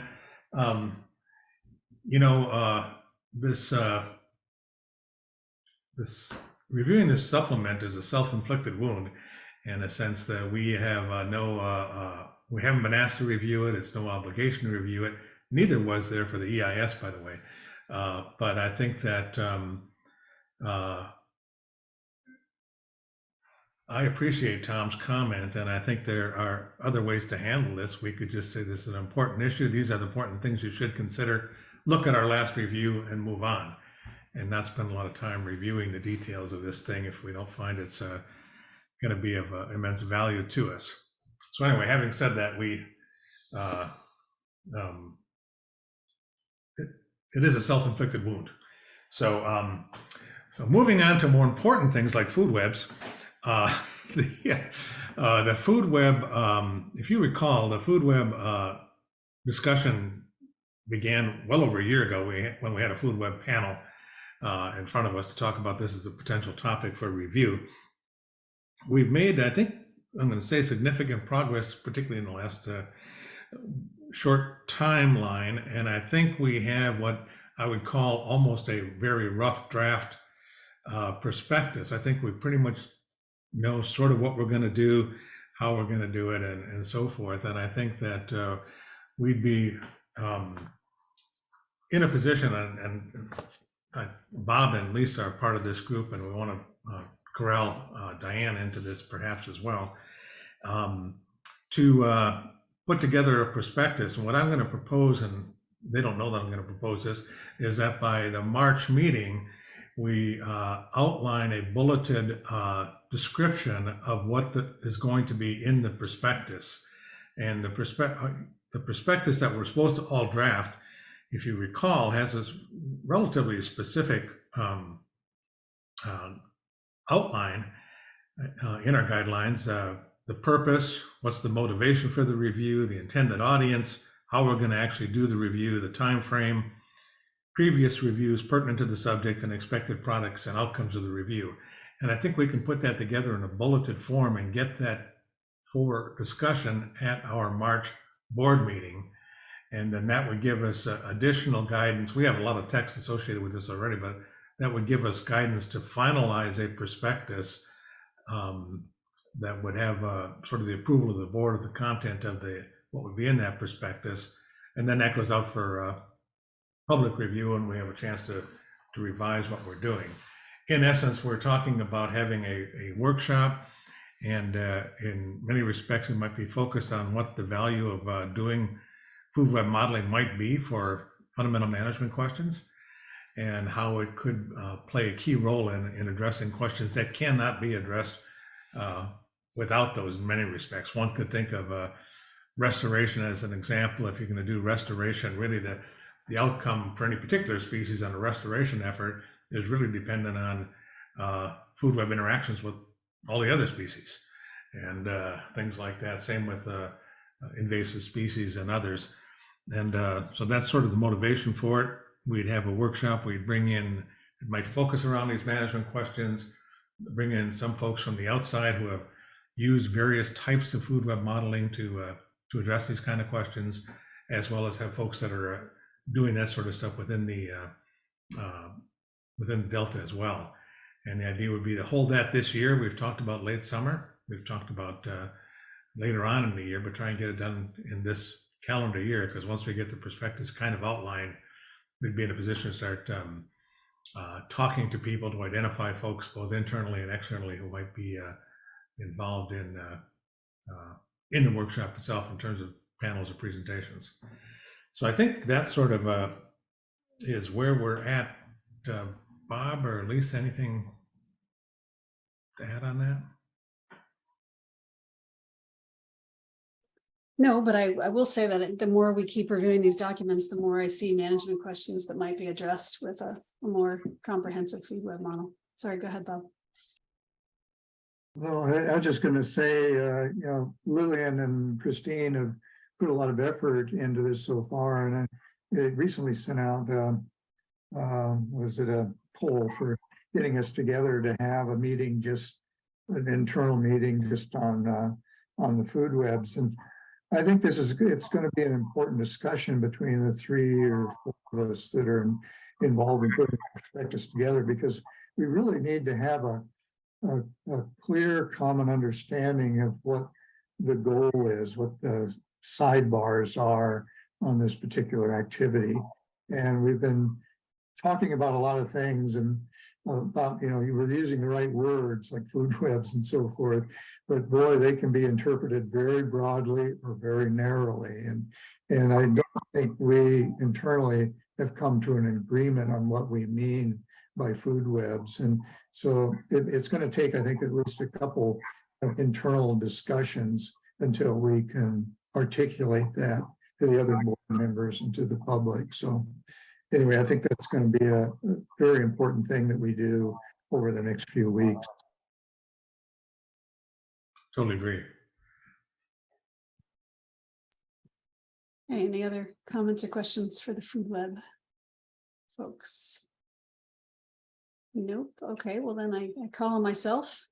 I'm updating us on the science supporting decision-making under uncertainty. And we have also made some good progress on this. Just remember that this, the primary focus of this effort is on, I'm gonna add some words here that the group has not necessarily agreed on, but I think help keep clarifying what we mean by decision-making under deep uncertainty. So there is a primary focus on evaluating current and potential uses of scenario planning within the science enterprise, and how those are being used to support planning and managing risks from, we agreed in our last meeting, we are including extreme events, even though those have probabilities associated with them, they may not always be used effectively in planning. Again, they may be, they may not be, we're looking into that. So extreme events that co-occur and potentially compound each other, like floods and power outages at the same time. Things that occur in sequence, I don't have to give an example of that. And just things that originate from unexpected sources.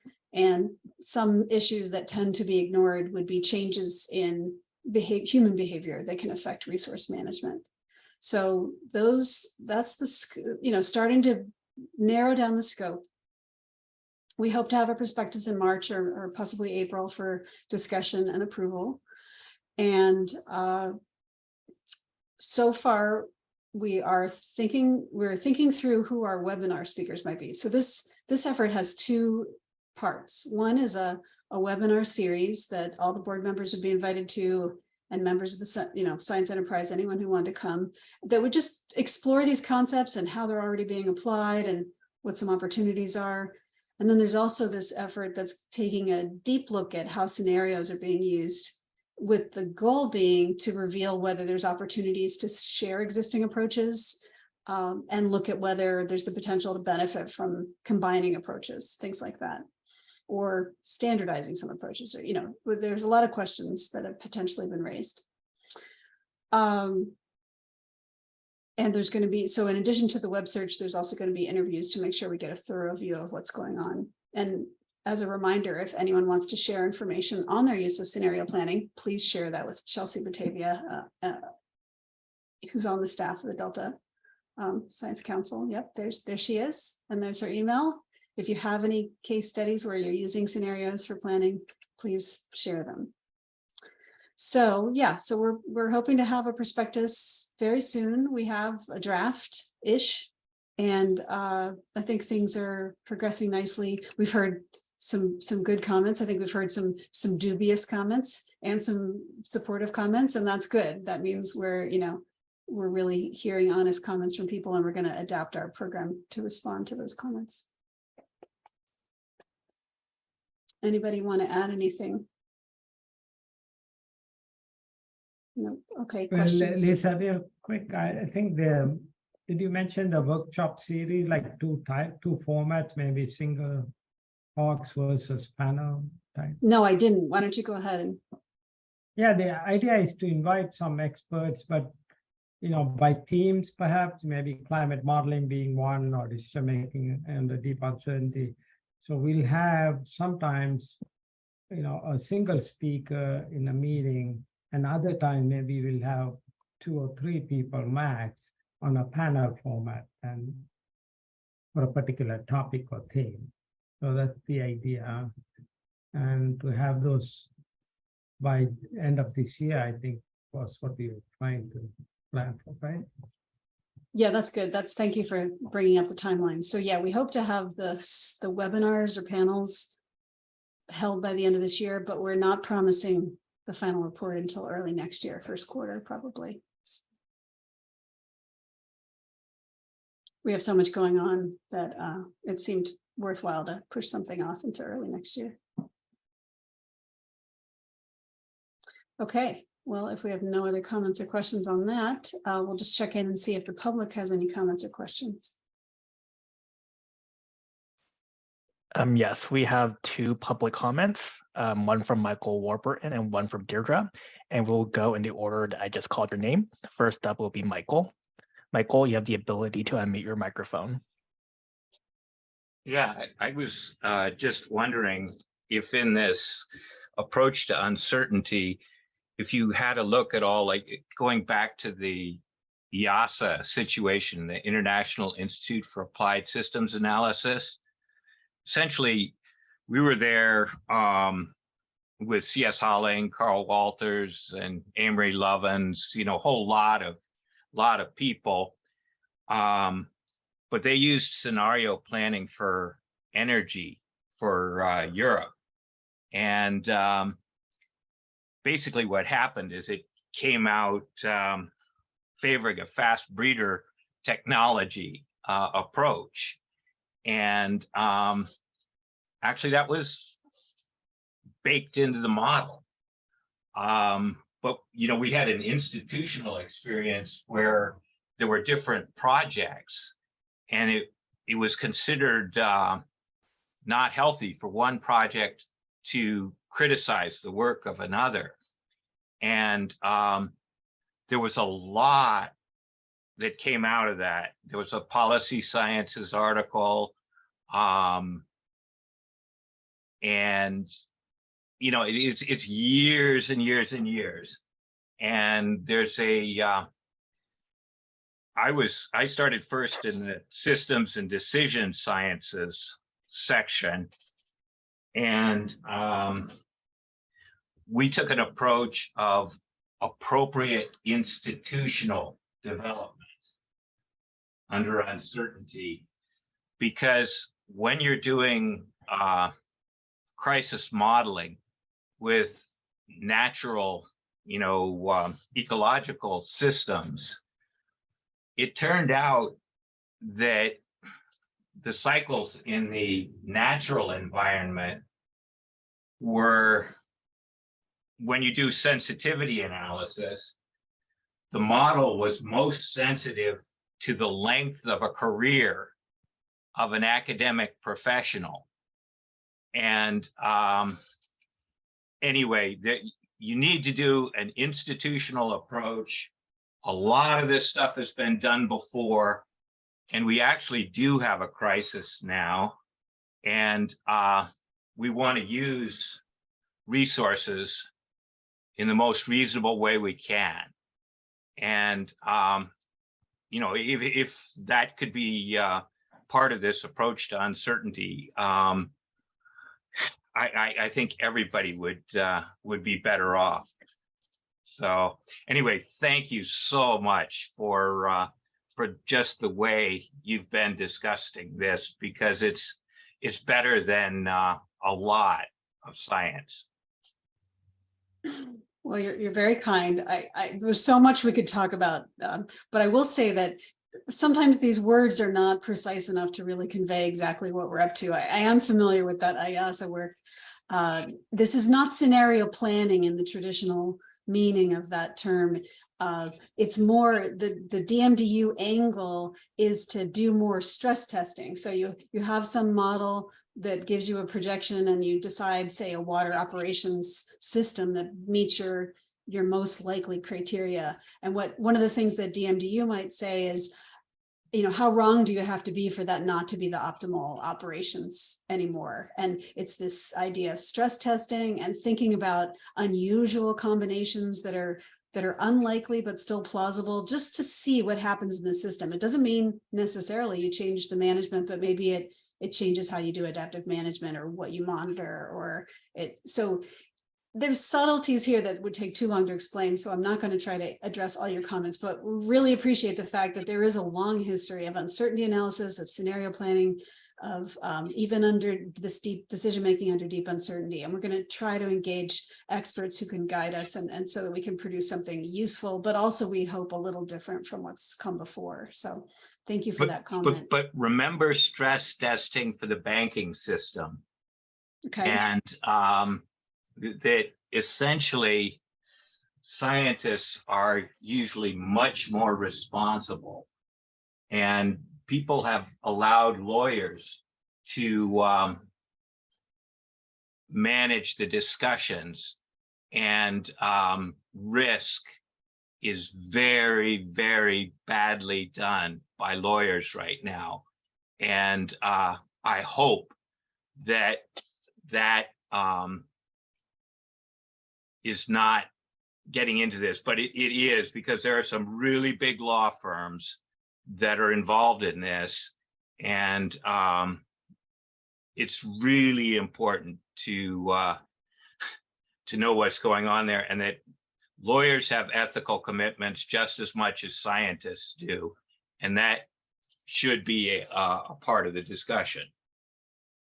Yeah, good point. Yeah, I think our institutional scientist, Tanya Heikela, would probably agree that there are multiple institutional angles we should be considering. So, and you're absolutely right. So thank you so much for that comment. Okay, sorry, I just had to respond. Okay, next comment, please. Yep, our next one is with Deirdre Desjardins. Deirdre, you have the ability to unmute your microphone. Thank you. I'm so glad, Lisa, that you're looking into deep uncertainty, because so there's an October 2022 synthesis paper by Richard Seeger, who was the scientist who originally said that he wrote a review of the 2012 to 2016 drought, and he originally attributed it to natural variability or internal variability of the climate, what they call internal variability in the climate models. And he just wrote a review where he said none of the climate models capture what's happening now. And this review, they said, in the face of low confidence in future projections of tropical Pacific climate, a storyline approach could provide a pathway for describing risks to users. And the thing that really was stunning is there's a new set of experiments with which also just came out in January 2023, where they forced the climate models with doubling and quadrupling of greenhouse gas emissions, and they found that the La Nina state in the Pacific could continue for 50 to 100 years. So there is a very real chance that the 20-year mega drought in the Southwest and the associated extreme droughts in California aren't over, and that we're in the middle of a prolonged mega drought. And it's partly because of that. I've been getting some of my work out on Twitter that you're holding back water in the reservoirs, because even though it's a very wet year, the drought might not be over. So I'm going to try and get you the first couple sections of my report. And I'm sorry, I talked about this for a couple months. I've kept having to revise it as I come across new information. And there was I ran across this very helpful review article. But not only is the scenario approach needed, it may be the only way to deal with this, because the climate models don't capture the trajectory that the current climate is on. And there's a furious effort all over the world looking at it, but we really don't know right now. Thank you.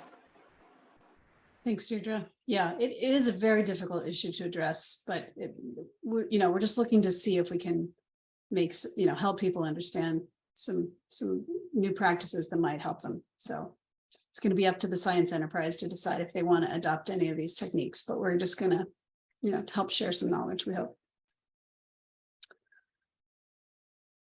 Okay. All right. Well, I think that wraps up that agenda item, and our next agenda item 6 is preparation for upcoming ISB meetings. Yeah. Oh, what now? I think you had also the science needs assessment. Did I skip something?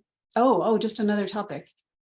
Supporting. Yeah, in the current agenda item. Yeah, I don't have that on mine, but yeah, sure. Let's talk about the science needs assessment. Okay, the science needs assessment is nearly wrapping up. If you recall, few years ago, we held a series of panels, half-day panels and a full 2-day workshop, and looking at the strategic science needs in the context of a changing California Delta. And what particularly Christine and Lillian have been doing is to putting together all of the notes from the panels and workshop discussions and all the highlights from that, including the recommendations we've made, and putting it into a document that's now titled Strategic Science Needs to Meet the Challenges of a Changing California Delta.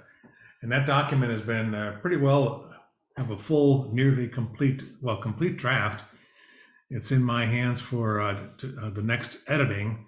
And then that draft will be completed, which is a report of what we did and what the recommendations were and what our conclusions were based on all of that activity. That should probably be in a position to come back to the board probably by May. And at that stage, the board can have a look at it and just read it and say, that's nice, and put it away.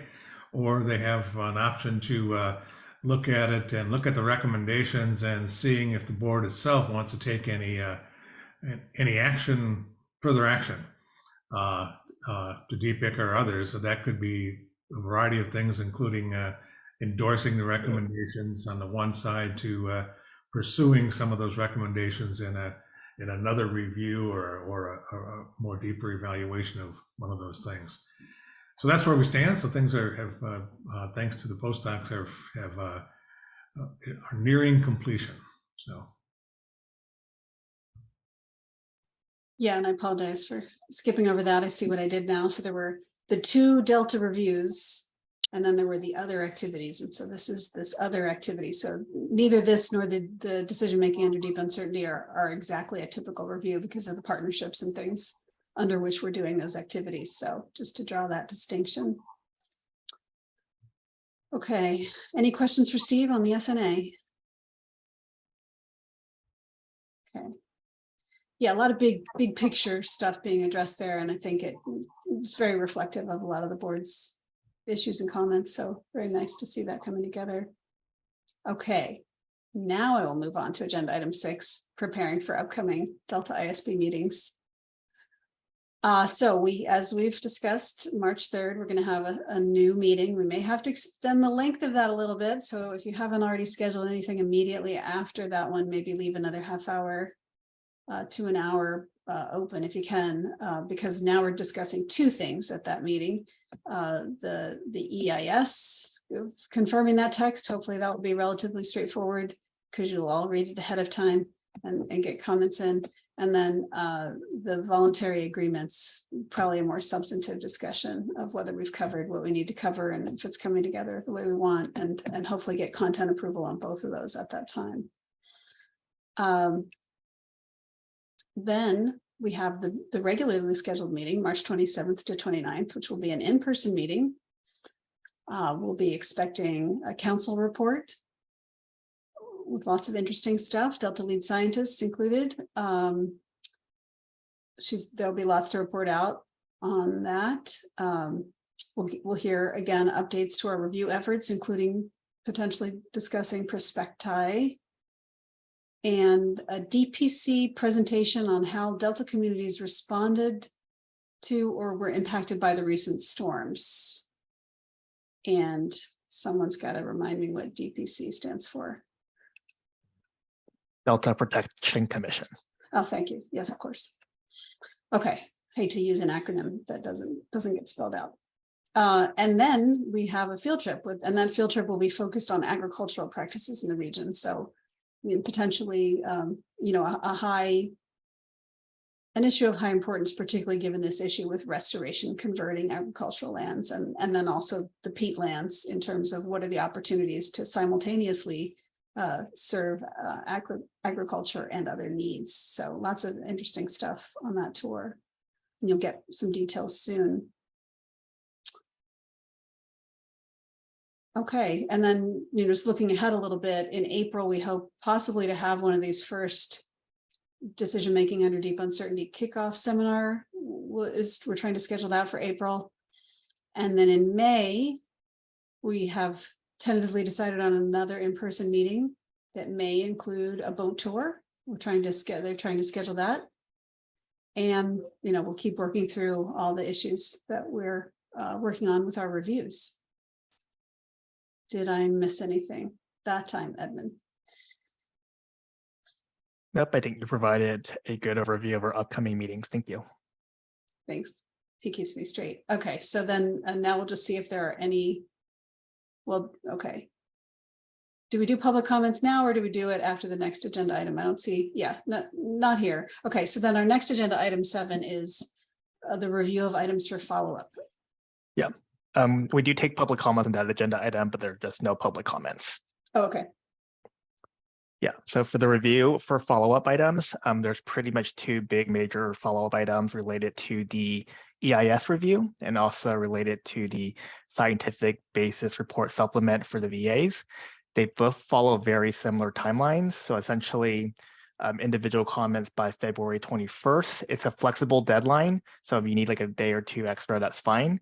And then once individual members have sent in their comments, by the 27th, there will be revised drafts to review before the March 3rd meeting.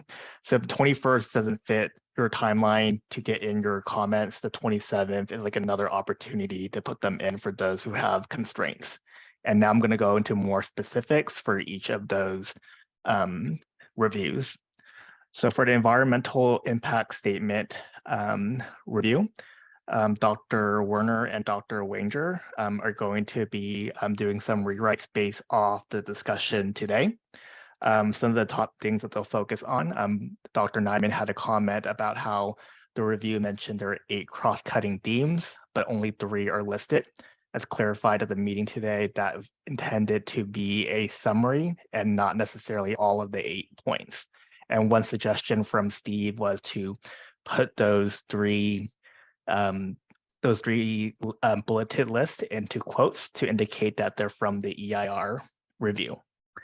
Dr. Nyman had another comment about how the tone in the review is a little bit too polite in terms of the EIS not doing any new analysis and concluding significance.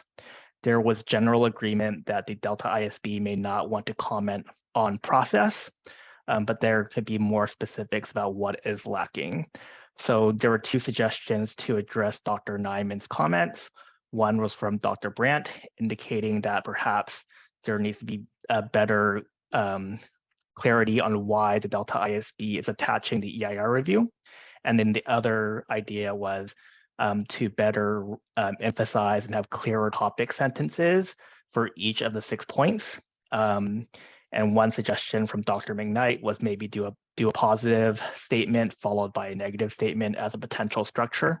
So the negative statement isn't buried all the way to the end.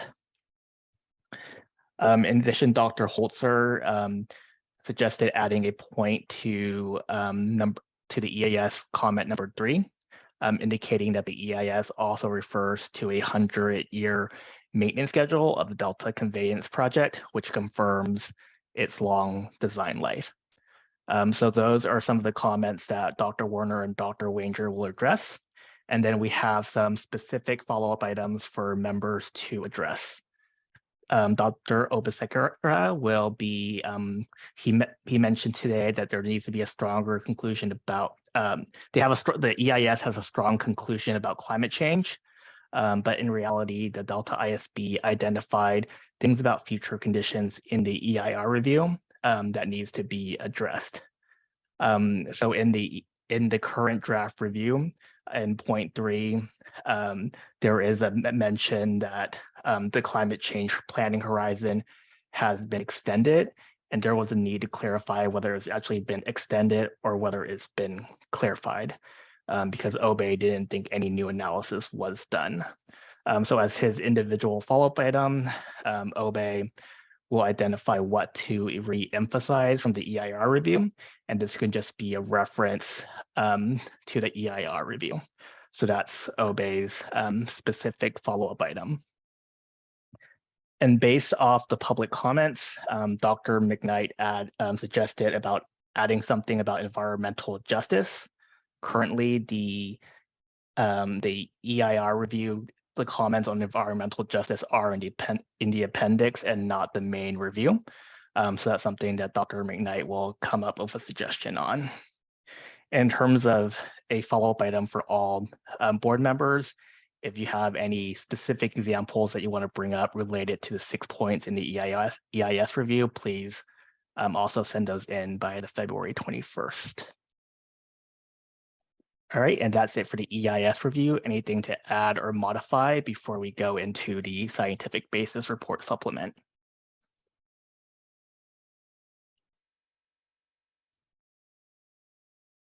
No, it was a good summary, Edmund. Okay.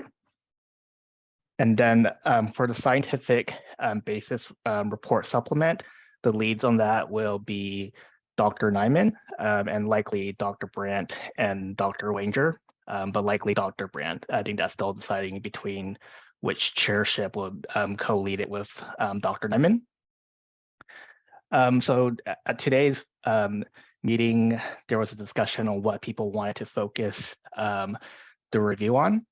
Dr. Michalak and Dr. Obesekara mentioned that they'll focus on the climate change sections.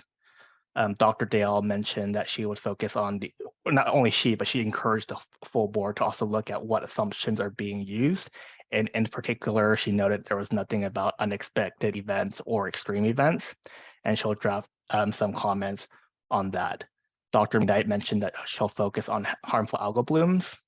And Dr. Werner mentioned that she'll focus on water quality, other stressors in Chapter 6.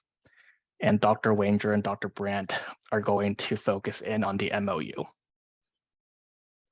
Anything to add for the scientific basis report supplement? All right, so in summary, the target date is for individual assignments to be done by the February 21st, and then the leads will produce a draft for your review on the February 27th. And once again, the timelines are flexible if you need an extra day or two. All right, and this concludes my follow-up item report. And we do have one public comment on this, Dr. Wanger. Great, go ahead. All right, we have a public, it just lowered. I think it might be for the next agenda item. Oh, okay. All right, well, let's get to that then. So are there any public comments for matters that are not on the agenda? Yep. And then Deirdre, you have the ability to unmute your microphone. Thank you. I did have a comment on the previous item. I was trying to get a panel of NGO and fishing experts back in March of 2022 after the Water Board gave their briefing, because there is a lot of knowledge there and a very different perspective on the voluntary agreements in the administration. And I did just write them and ask them to send you some background material. I seriously hope they'll take me up on it. I am very aware there's an enormous amount of knowledge, local knowledge, that this board, because you're from outside the region mostly, don't know. And I'm having plenty to do just trying to keep up with the climate change science, which has been just exploded, and there's huge developments in the past couple of years with the extreme events we've been seeing. I did tell my NGO friends that I hope that maybe there could be a panel in the future, and I think it's really unfortunate that you only have 2 weeks to do comments on the voluntary agreements, but it is what it is. So thank you very much. Thank you, Deirdre. And we do understand we have limitations, and really do hope to hear from diverse folks on these issues. So if there's something that you end up pulling together, do let us know. All righty. Well, I think we are now at the end of our agenda. Are there any other final comments from anyone or issues they'd like to raise? Yeah.